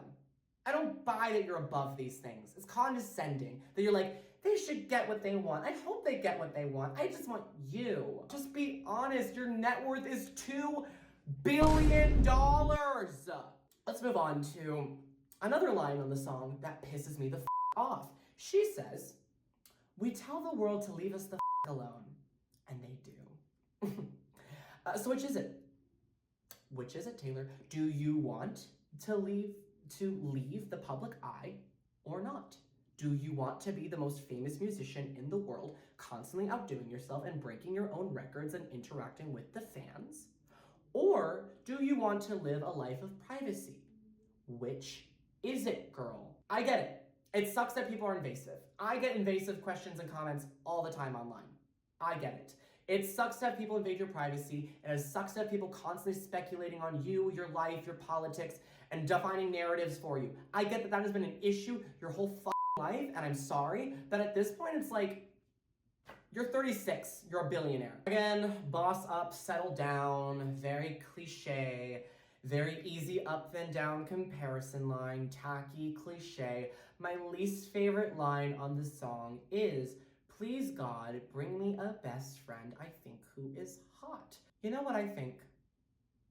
I think this album is proof that Travis Kelce is a terrible muse. Travis Kelce is a terrible muse who inspires very bad art, as seen on both the Tortured Poets department and the life of a showgirl. And it's only going to get worse from here. I also do want to take a second to address a very common critique amongst Taylor Swift haters that I do think is a little far-fetched, that I do want to acknowledge, because while the Opalite critique I do agree with and I do understand, This one in particular I struggle with because I think it's just a little too, we're trying to divine something that's not there, and that is the line, have a couple kids got the whole block looking like you. Now, my interpretation of this, and what I think Taylor meant when she wrote this, was she wants a block of Travis's babies. She wants so many babies with him, she wants a whole block full. She wants a whole block of Travis's kids, because that's how down bad she is for this man. A lot of people are taking this line and kind of running a little too far into reading something that isn't their territory. When they say Taylor Swift wants a whole block looking like Travis's kids, she means white kids. She wants his white babies, only white kids. I don't think this was accidentally racially charged. I think this critique of this line is a bit far-fetched, if I'm being so honest. But that is just my perspective on it. I haven't heard a lot of other people talking about this one besides annoying people online. I just don't think this is true. I think the Opalite we should absolutely critique for the accidental racism. I don't think we should be hyper-fixating on the chorus of whole block looking like you and white babies. I think it's just kind of pointless. I'm so tired and my eyes are hurting from the bright lights, but we're moving on to number 17 from Taylor Swift's Another Song from the Life of a Showgirl. It is the title track on my least favorite Taylor Swift songs of all time. Number 17, The Life of a Showgirl. I just want to say right now, the biggest issue I have with The Life of a Showgirl as an album is that the showgirl or the life of are not present on the album. Or let me rephrase that. The showgirl is barely present on the album because apparently Taylor's whole argument is okay, cool, whatever. So we're focusing on the life of. Okay, well, what life are you telling us? The most of the album is, I love Travis, he's so hot, and we have lots of sex, and I want to marry him. That's the vast majority of the album. That is the life of a showgirl that we are presented. And then there are a couple other tracks on the album that aren't necessarily about Travis Kelce, that don't particularly paint any interesting images, a couple of which are actually quite insulting, and we'll get to those later. But this song is not about Travis. It's about a fictional character named Kitty, and I think she should have been the main character of the album. Keep father figure and the life of a showgirl and expand an entire album out from there about this woman named Kitty and translate Taylor's experiences through fictional storytelling a la Folklore or Evermore and just tell her own story through fictional character studies and whatnot about what it is like to be a woman in the music industry. I think that would be so sick. That would have been so interesting. But instead, we didn't get that. That is not the album we got. The album we got instead was Slop, at best. Again, with the verses, excessive rhyming, kitty, witty, city, legitly, they gave her the keys to the city, and then they said she didn't do it legitly. Ugh, that's another clunker. Throw it on the clunker list. Bad, bad, bad, bad, bad, bad. There is very little expansion on the character of Kitty on the song. It gives us a tiny bit of backstory about Kitty's life, and then the chorus, which is thank you for the lovely bouquet, it's sweeter than a peach, but you don't get the life of showgirl, you're never ever gonna. And then we flip it to Taylor, and she's like, I took her words of advice, and now I'm immortal, and now I'm the showgirl, now I know the life of showgirl. It's like, okay, whatever. What else are you gonna tell us? Fame is hard, we get it. We get it, Taylor. And then in the bridge, we bring up once again, quote, and all the headshots on the walls of the dance hall are of the bitches who wish I'd hurry up and die. Again, Taylor once again made a massive stink about being called a bitch in a misogynistic way. And here she is again, using bitch in a very misogynistic way. Again, I'm not trying to be gotcha, but it's like, because there's no context, it's like, okay, so are you okay with this now? Are you not okay with this now? What's the tea here? I need to know what's going on. The most frustrating part of the song, though, is the bridge. The bridge really frustrates me because it is the best 30 seconds on the entire goddamn album. It sounds so good. I love the performance from Sabrina and Taylor. Yes, the lyrics are cringe, but sonically, it is the best 30 seconds on the album. It's Broadway, it's vaudeville. It feels like something that was meant to be performed on a jazz stage or in front of a Broadway audience in New York City.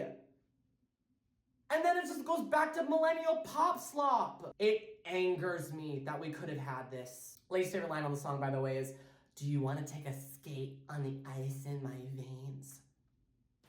She really thought she ate with that one. I'm moving on. I just can't even talk about this. I can't believe I'm still doing this. If you think this is bad, we could have done the bottom half of her discography. All of the 286 songs, but instead I picked 75 to talk about in depth for you, to save your time. Just know that I'm suffering for you for this. Please pay me. Please send me money. Number 16 on my least favorite Taylor Swift songs of all time is The Man. Oh, f***ing boy. This song is very emblematic of what I believe to be Taylor Swift's extremely shallow view on feminism and gender politics, because the verses are designed to be a comparison between how people react to men making money moves, being ballers, being famous, being assholes in the public, compared to women, more specifically Taylor Swift. And yes, it is true, there is a double standard in the way that women are treated in the entertainment industry and around the world compared to men. I don't disagree with that. I think it is a fine thing to write about that. I think it is fair to point that out. It is the fact that she doesn't go any deeper than that. She doesn't question why this happens on the song. She doesn't talk about what starts this song. It's the heteropatriarchy, by the way. She doesn't talk about dismantling the system. She only whines on the chorus about, I'm so sick of running as fast as I can, wondering if I'd get there quicker if I was a man. Yes, you would, Taylor. We all know you would. We all know you would get there quicker than if you were a man. And I want to make it incredibly clear, chat, okay? I want to make it very clear to the audience right now. I would level the exact same critiques that I am wielding right now against her if she were a man, okay? Capitalism and greed are not gender exclusive things. And maybe part of it does come down to the fact that I have never been a woman. I don't know what it's like to be a woman in entertainment. So of course, I would love to have someone in the comments illuminate that experience. And I do, again, acknowledge the gender gap is real. The gender pay gap is real. The racialized gender pay gap is real. I do agree with all of these things. I'm not saying that her calling them out is bad. I'm saying it's the fact that she doesn't do anything more than that. She just pays lip service to pop feminism and then moves the on. I don't believe in just making men and women equal. I am a gender liberationist. I want to abolish the heteropatriarchy. This song doesn't do anything with that. Least favorite line is, if I was up flashing my dollars, I'd be a bitch, not a baller. I know it probably sounds like I'm downplaying the misogyny she's faced in her career, and I don't mean to be that way, and I'm sorry, because the misogyny she has faced and continues to face in her career sucks. But at some point, it's just like, you have an immense power and social capital, and you are doing virtually nothing with that besides helping your own self-interest. Number 15 on my least favorite Taylor Swift songs of all time is, y'all are gonna hate me for this one, Better Than Revenge. I understand that this song does have her fans. I do find that the overt misogyny of the original to be quite goofy, but I also find the reason why I don't like it is not because of just the misogynistic aspects. I don't like it because it's Paramore nachos. This song is very clearly trying to be Misery Business by Paramore. And I don't live for the inauthenticity of it all. I didn't like it when it first came out. I still don't like it very much now. And again, my least favorite line on the song comes from the re-recording. And I take great umbrage with this line because it says, he was a moth to the flame, she was holding the matches. Whoa. Which is a replacement from the original version of Better Than Revenge, in which she sings, she's better known for the things that she does on the mattress. I'm gonna hold your hand while I say this, Taylor Swift fans. Changing a single line in the song does not remove the overwhelming misogyny baked into the entire thing. The sentiment is still there. She is still attacking another woman for liking another man. It's like if Hayley Williams tried to change the line, once a whore, nothing more, I'm sorry, that will never change on Misery Business. It's still misogynistic. You can't cover that up. It's baked into the entire sentiment of this song. I would have rather she just owned it and said, hey, I wrote this when I was 19 and 20.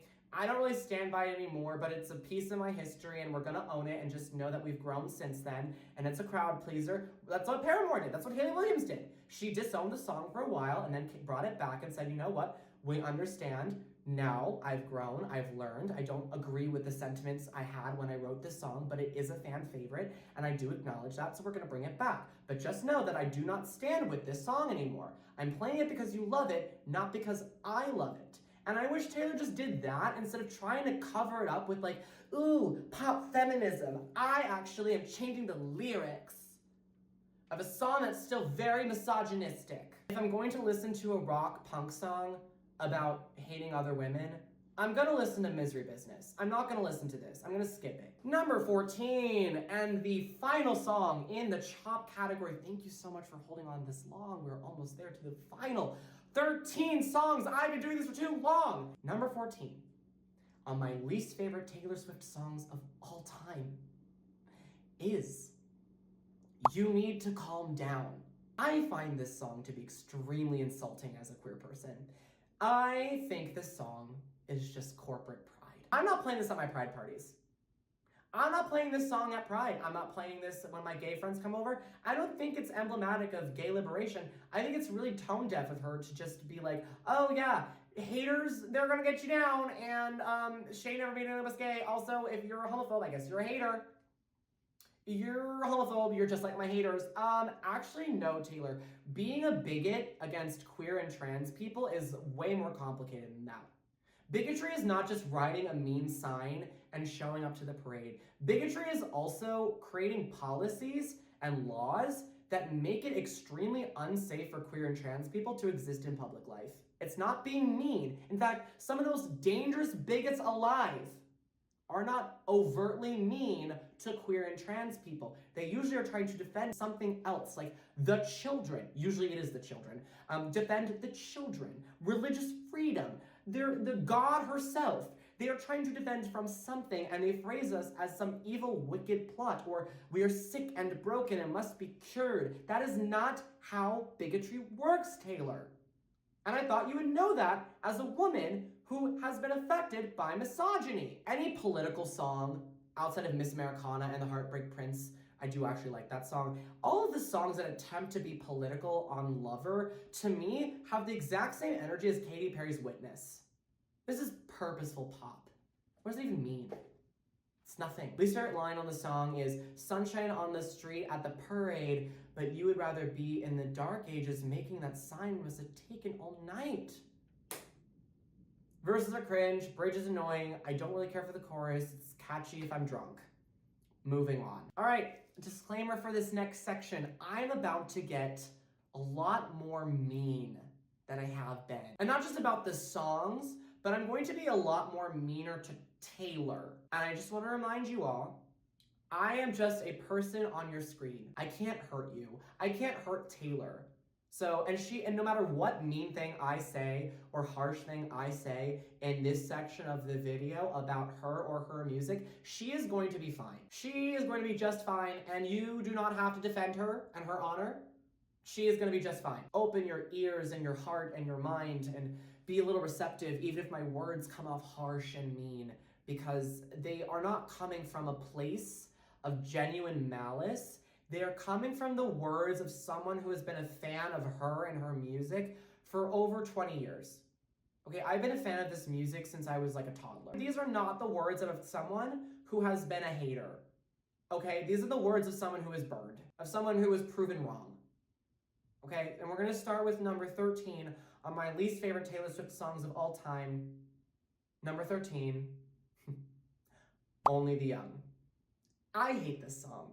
I fucking hate it. I didn't like it when it came out, and even now, nowadays especially, it really angers me. And the reason why is because Miss Americana, the documentary that this song was created for, was intended to do a little bit of a PR stunt. One of the most successful PR stunts of all time, in my opinion, to kind of help rehabilitate Taylor's image and show that behind the scenes, Taylor always wanted to speak out about politics, especially liberal politics and queer people and feminism and She was just being silenced by her big, mean label and her dad, and she finally gets to speak out. And so she wrote a song inspiring the youths to finally vote and get out and do something about it, be the change you want to see in the world, and that's what the fucking Only the Young is. I don't know much to say about the lyrics, because the lyrics are nothing but trite, again, vague political unrest anthem, okay? It's just a vague political unrest song. That's what it is. The beat and production are boring. The chorus is so lame. But my issue with the song is the context of when it was made and what it means now. When it was made, Taylor wanted to make this big stink about finally being able to speak her truth about being a woman in politics. She wanted to speak up and say, hey, by the way, I'm a liberal. I'm just like you. I'm woke. Surprise, I'm woke. And I'm gonna talk about gay people, and I'm gonna make it my whole personality for an entire year of 2019 to get the Equality Act signed. And I actually believe in feminism and lifting up my sisters. And then in 2020, she further expanded on that. She made a statement in support of Black Lives Matter. She encouraged young voters to sign up to register to vote. And that had a tangible impact. Because again, Taylor Swift asks, her fans do. Her fans all registered to vote when they turned 18, largely because of her. She, in 2021, continued to speak out for LGBT rights, and then she says thing, but doesn't talk about why thing happens. She doesn't do a lot beyond the current system of electoralism and politics and voting for representatives and congressional acts, all these systems in power that are already designed just to keep the working class and myself oppressed. It's a lot of lip service. It's a lot of just saying liberal politics or left-leaning politics, but then not really doing much with her power beyond saying, I want you to do thing, or I support this thing. In fact, as recently as summer of the last couple months, the Trump administration has been using her own music to promote their work. And while the likes of Olivia Rodrigo et al. Are speaking out against the administration and saying, hey, don't fucking use my music for your shit, you pigs, Taylor remains willfully silent. And then we also have to consider her recent associations in the last year with more conservative people, like Barstool influencers and fucking Brittany Mahomes, who has gone on record to express support of Donald Trump, a man who has vocally said very mean, unkind things about Taylor Swift, who in the Miss Americana documentary, the song Only the Young comes from, she said fuck him. And yet she's out here now with her $2 billion net worth and her lovely football dumb jock boyfriend, and Taylor Swift does nothing. She doesn't call out the administration. She doesn't speak out against the ongoing rising tides of fascism. She goes along with it. She just says nothing. And Swifties, like myself, who have been longtime fans of this woman and her work, know that Taylor Swift's truth doesn't just lie in what she says, it lies in what she doesn't say, because she is very selective about what she says and when she says it. And part of that is, of course, because of the guidance of Tree Paine, but also it's her. It's her. When she wants to say something, she's gonna say it. When? Anytime now, Taylor, any moment. Okay, your queer fans are suffering. Your trans fans are suffering. Your black, brown, Asian fans are suffering. Your immigrant fans are suffering. Your poor fans, me, I'm poor, are suffering. It's nice that you don't hate gay people. It's nice that you don't hate black people. It's nice that you don't hate trans people. It's nice that you would vote for Kamala in the 2024 election. That's not enough. With someone with your influence and platform and wealth and power, Trump may be the president of the United States, but you have so much fucking more power than that. And you just sit and do nothing with it. And it's pathetic. And it's so funny, because at the time, I remember when I was a lover girly and I was rooting for the album and enjoying the album, I remember a lot of the discourse from critics of the album talking about how Taylor would pay lip service to these things but then do nothing about it. And how a lot of critics, including queer and trans people, especially about songs like You Need to Calm Down, would say these are shallow platitudes that don't do enough. It's a nice thought, Taylor, but it's not enough. We need you to do more. Please do more. You have the power to do more. And they were right. This whole time. All of them. Every single one that critiqued Taylor Swift for her shallow, selfish, I'm gonna say it. Her shallow, selfish politics were right. This song is insulting. You dare to write an anthem about inspiring the young to vote and do more, but then you don't do jack shit. And I don't want to hear the whole, ooh, she donates. You can't say that. She donates behind the scenes. Don't you know? She donates to charity. Do you know why rich people donate to charities? They do it because they don't want to be taxed. They do it because it makes them look good. And if Taylor really was donating to all these charities, what's stopping her from talking about it for clout? She doesn't. She could, but she doesn't. Why doesn't she? Likely because it's either A, not our business, or B, she isn't doing it, and you're inventing conspiracies to justify your love of her. Which is fine, you can do that if you want to, but you and I both know that she's not likely doing that. We should not have to rely on the goodwill of rich people to constantly try to make the world a better place. They are the ones hoarding the wealth. They are the ones that are holding on to $2 billion worth of dollars. Now that includes Taylor, that includes Jay-Z, that includes Bruce Springsteen, all the musicians that are billionaires. Beyonce even, who is almost on her way to becoming a billionaire. Her too. All of them. Not just the tech CEOs, music billionaires too. All of them are hoarding the wealth. And we should be taxing them because all that money could be going to helping people, and instead they choose to hoard it. What a disappointing woman. Disappointing. She could have done so much good, and she still has time. She still has time. She can get better, and I really hope she does. But right now, I'm disappointed. Least favorite line on the song, by the way, is they aren't going to change us. We got to do it ourselves. When are you going to do it, Taylor? When? Anytime now. Anytime now. How many more queer and trans people have to lose rights for you to speak up? How many more people in Palestine have to get blown up? How many more immigrants have to get separated from their families? How many more poor people have to die on the streets before you speak up and finally do something? I don't give a shit. But right, it's about the fans. And you can't alienate your new conservative audience now from the NFL, can you? Right. Fucking right. Number 12 on my least favorite Taylor Swift songs of all time is Father Figure. I fucking hate this song. It could have been so interesting if it wasn't so overwritten and also underwritten. I hear a lot of Swifties online. This is peak Swiftie cope in my opinion, along the lines of, oh, she donates to charity. That's also Swiftie cope. This is Swiftie cope. Swifties online will say, oh, she's so brilliant. She's writing the song from the perspective of a greedy producer who exploits showgirls. She's so smart! That would only work if the entire rest of the album was about being a showgirl. It's not. The rest of the album is mostly about how much she loves Travis Kelce. It is okay to admit that this project is a flop. It is okay to admit that this album did not set out to do what it said it would. It's okay to be disappointed. You do not have to soak up every single thing this blonde lady throws out at you and eat it up like a little piggy out of your trough. You're a human being. You're a human being with complex thoughts, wants, and feelings. You're not a pig. You're a human. It is okay to criticize her.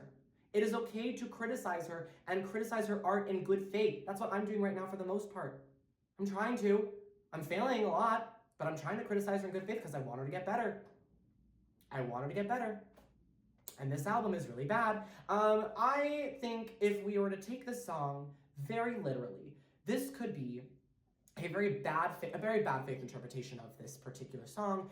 This is Taylor Swift singing about her own experience in the music industry, about being a father figure to other upcoming artists.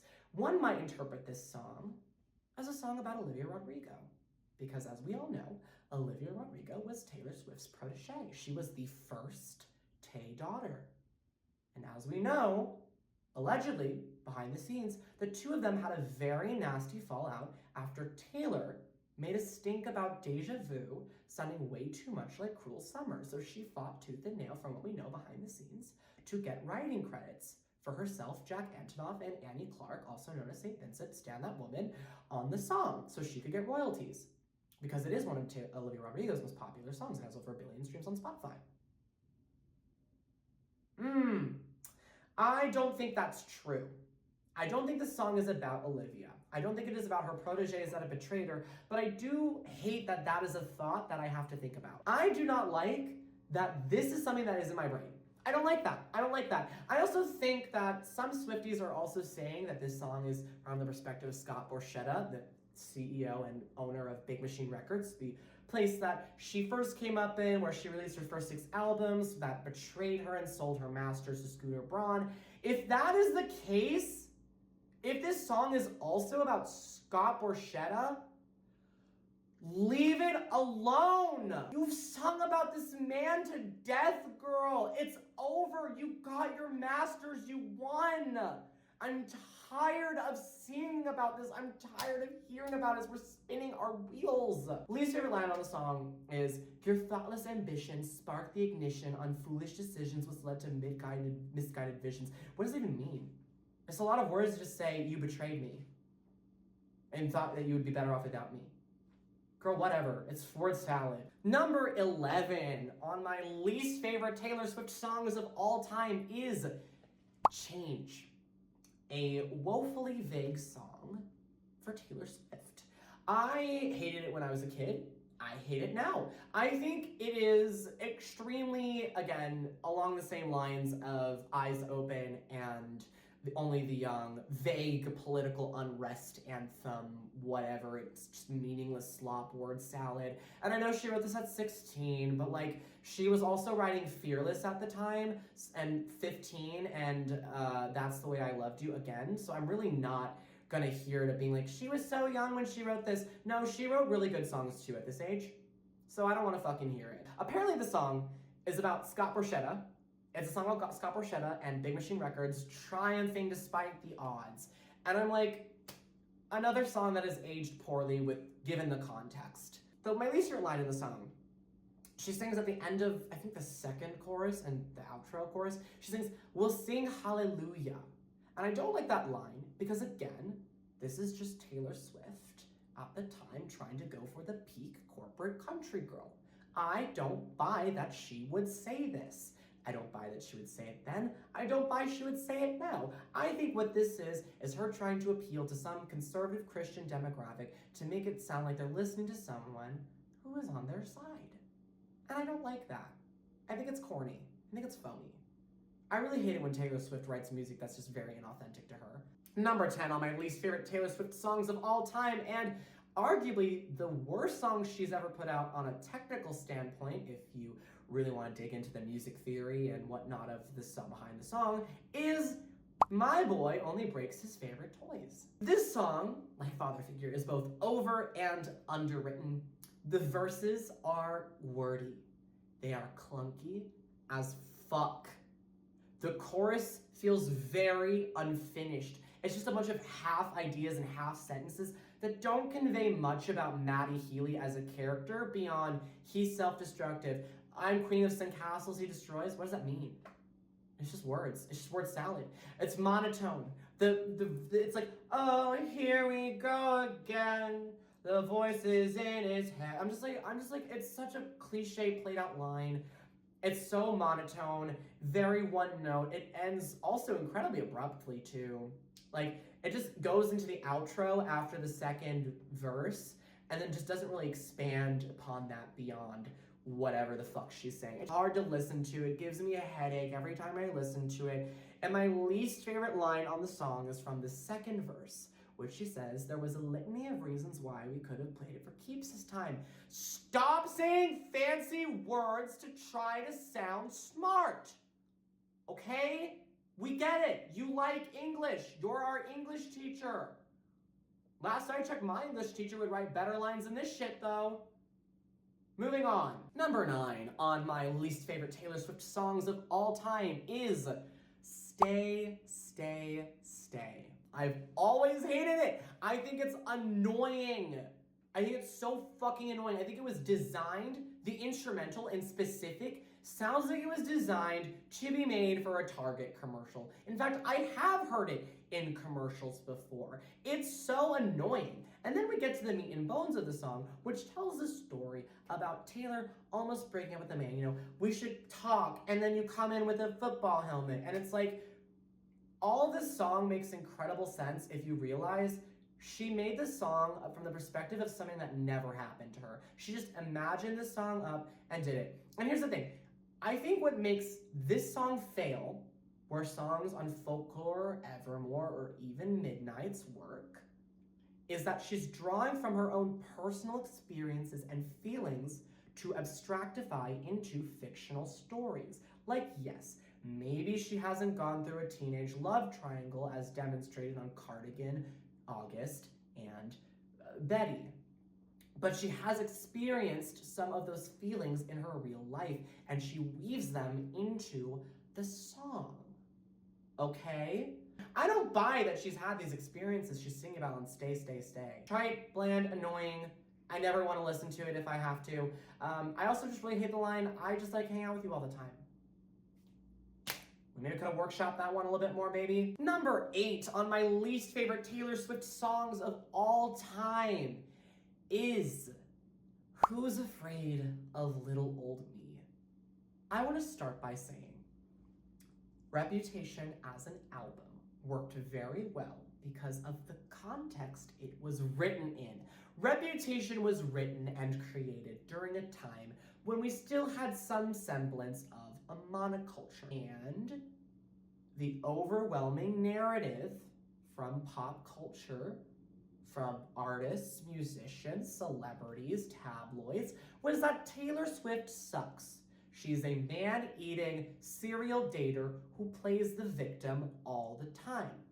And why Reputation works is because for the first half of the album, Taylor Swift plays that character deliberately. She plays the character on the first 6, 7 tracks, and she really leans into satirizing her character. And there are clues on songs like I Did Something Bad that let us know that she's in on the joke. Like the bridge of I Did Something Bad, she says, they're burning all the witches, even if you aren't one.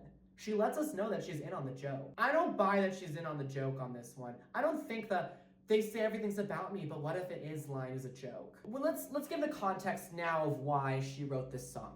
She wrote Who's Afraid of Little Old Me in response to the backlash she got for dating Maddie Healy. And need I remind you, okay, that Maddie Healy, okay, this motherfucker that she dated has a history, among many other things, of being extremely racist, particularly to women of color. I don't want to go into the long litany of reasons why we should not be giving our time and attention to Maddie Healy. Yeah, I think it's weird that Charlie XCX is a fan with him. Charlie XCX is my favorite artist of all time.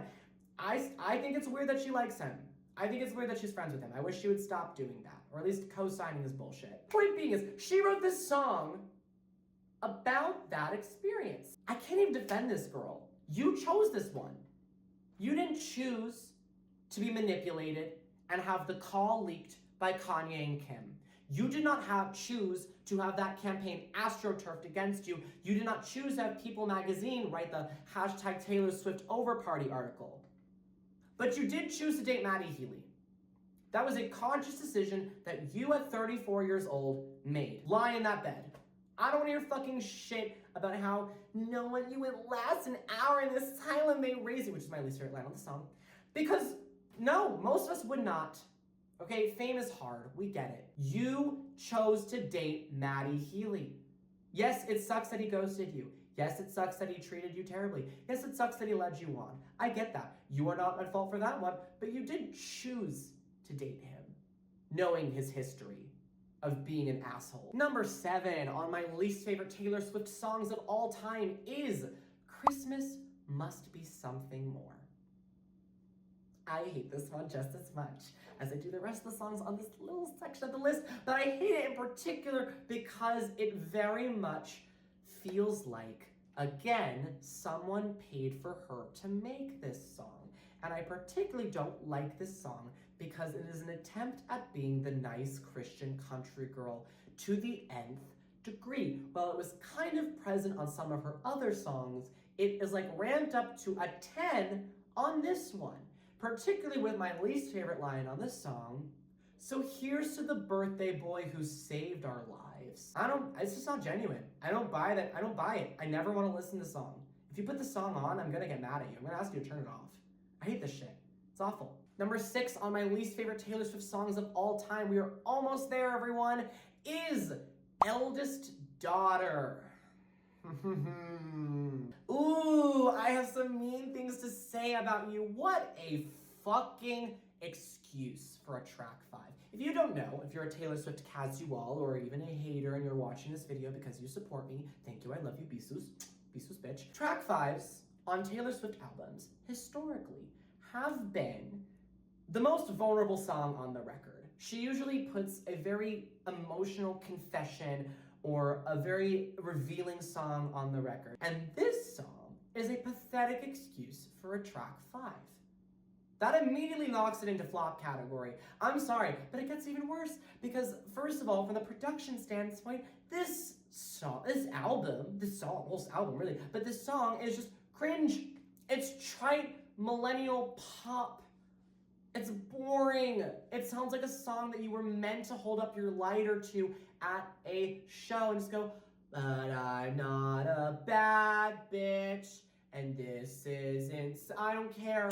This song is about how she may not be cool, but she's loyal. First one, acknowledge.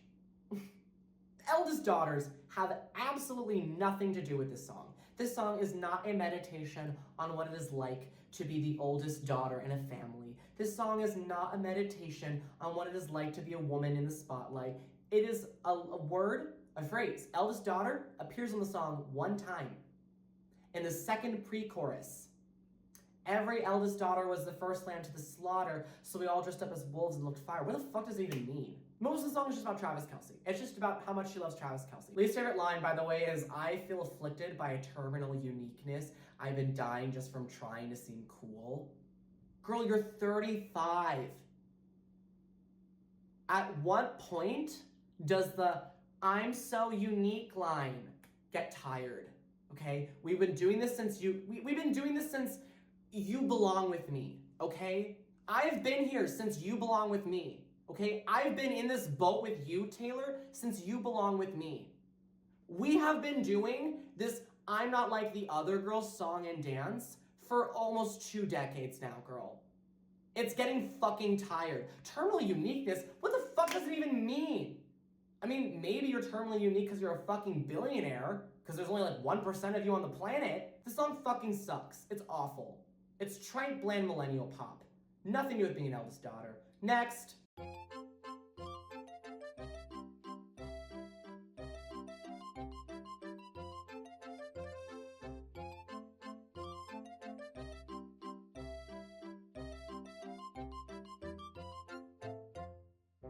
I think it's irresponsible, I think it's mean, I think it's tacky, and I hate seeing these reactions from Swifties online being like, get her, Taylor, ooh, you got her, ooh, you got her so good, ooh.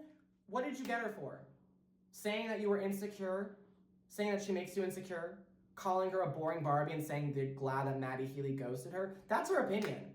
She's allowed to feel that way. Also the whole like, ooh, your husband being like, why are we still talking about her? And it's like, that's how insecure people work, Taylor. Insecure people sometimes hyperfixate on a person that makes them insecure because that's how their brain functions to cope. Least favorite line on the song is, like a toy chihuahua bark at me from a tiny purse, that's how much it hurts. You sure about that, girl? If it really hurt, she didn't hurt you that much, you would never write a song about it. All right, we are low on phone storage, so I'll make this one quick. Number 3, I don't even want to talk about this one. Number 3, my least favorite Taylor Swift song of all time is Me, featuring Brendan Urie. Why was this the lead single off of Lover? Cruel Summer was right there. You couldn't have done Cruel Summer, you couldn't have done Afterglow, you couldn't have done London Boy, you couldn't have done Paper Rings, you couldn't have done just any number of song, and you Daylight would have been a great lead single, and you chose Me? That choice to have Brendan Urie on this song has also aged poorly considering the many allegations thrown against him. I don't know, and also I know that the phrase, "Hey kids, spelling was fun" was later removed from later versions of the song. But I don't forget about that, okay? I remember the single version of the song. And it's still in the music. Why the fuck was that in the song? I don't know. I think it's juvenile. I think it's really annoying. I think it's her most kids bop oriented song. I think it's bad. I think it's really fucking bad. And if I never have to hear it again, I would be more than happy. Number 2 on my least favorite Taylor Swift songs of all time is a song that almost made me vomit the first time I listened to it, unironically. It's a song that if you turn it on right now, I will leave the room from the sheer cringe. And that song is Wood. I know a lot of people, in defense of this song, say, well, whatever happened to fun? Why can't you just have fun? I can have fun, okay? Shake It Off is right there. It may be on this list, but I'm still dancing to it, okay? I can have fun.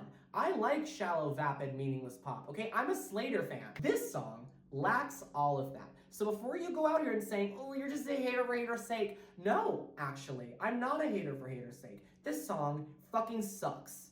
And it's so cringe and so corny and so awful.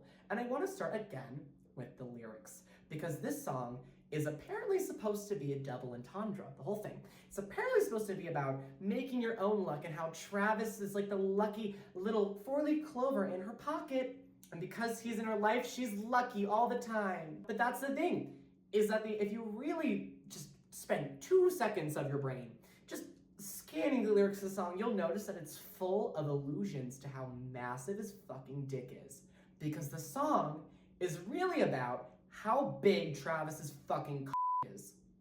It's about his fucking horse cock. And listen, good for her. I'm glad he's hung, but not like this. And I don't want to hear the excuse that Taylor can't write songs about sex. That's also not true. I really don't like the sex negative view on this song. The issue with the song is not that it's about sex. Taylor Swift has written great songs about sex before, okay? Dress, False God, those are fantastic songs about sex. I could listen to those all day, every day. I only bought this dress so you could take it off. The sexiest thing she's ever written. I don't get this song. It gives off the energy of a white dad at a barbecue doing this. And for that image alone, in my head, I rank it at number 2. But the other things that justify it beyond the fact that the metaphor beats itself over the head and the corny, very poor use and misappropriation of a Jackson 5 interpolation and sample is the fact that it just beats you over the head with the metaphor.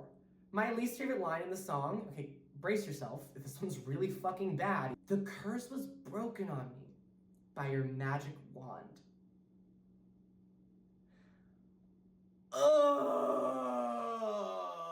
Saying it out loud, it hurts my brain. This sucks. This is so bad. This is so fucking bad. But it's not my least favorite Taylor Swift song of all time. That dishonor goes to, drumroll please, Cancelled. And we'll start with some of the egregious lyricism throughout the entire song, but it starts with some of these lines, just to cherry pick a couple. Did you girl boss too close to the sun?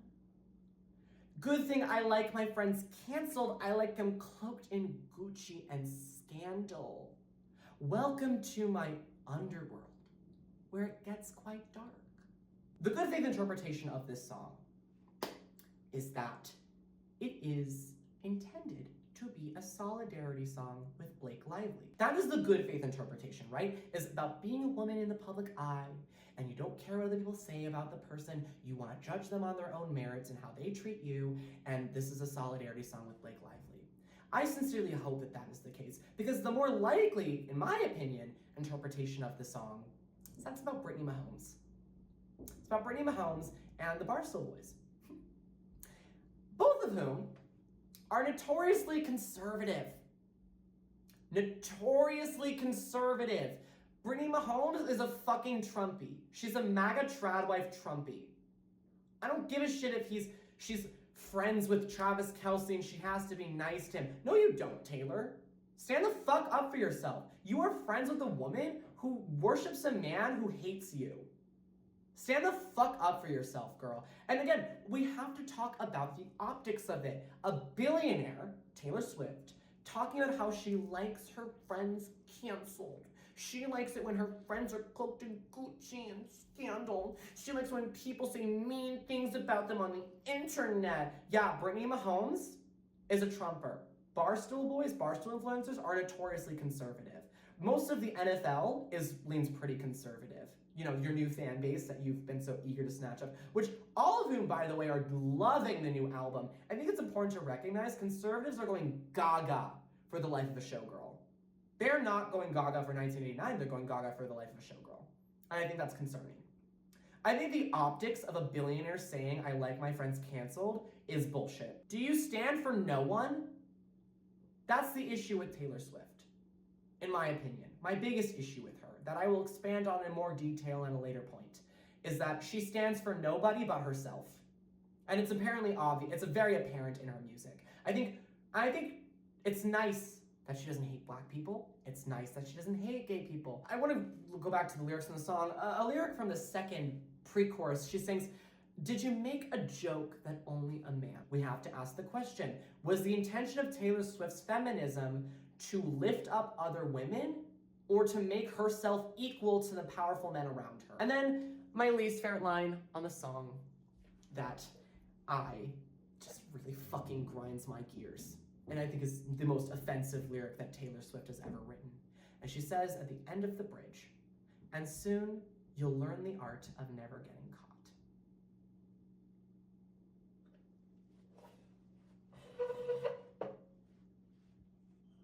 Taylor Swift, you're a billionaire. You will never get caught. Yeah, mean things said about you on the internet, that sucks. That really does. But you move on. You just fucking move on. You did.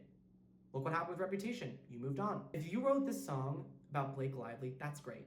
That's lovely. I appreciate the sentiment. If you really wanted to write a song about, I don't care what other people say about you, I love you for you, you should have just said that. You should have just wrote that in the song. But instead, you wrote a fucking anthem about how you like your friends canceled.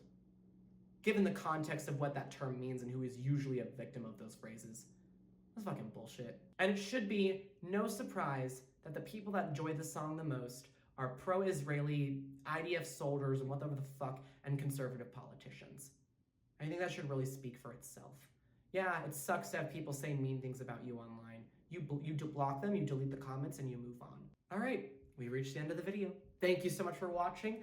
I hope you enjoyed all of my thoughts. Don't worry, because I'm not just being a hater for hater's sake. These are just the songs that I really don't like and songs that I have really mean things to say about. But the next video is going to be talking about my favorite Taylor Swift songs. So it's not just me being a hater for hater's sake. I promise I will have nice things to say about Taylor in the next video. I needed to get this off my chest. I needed to get this anger off my chest.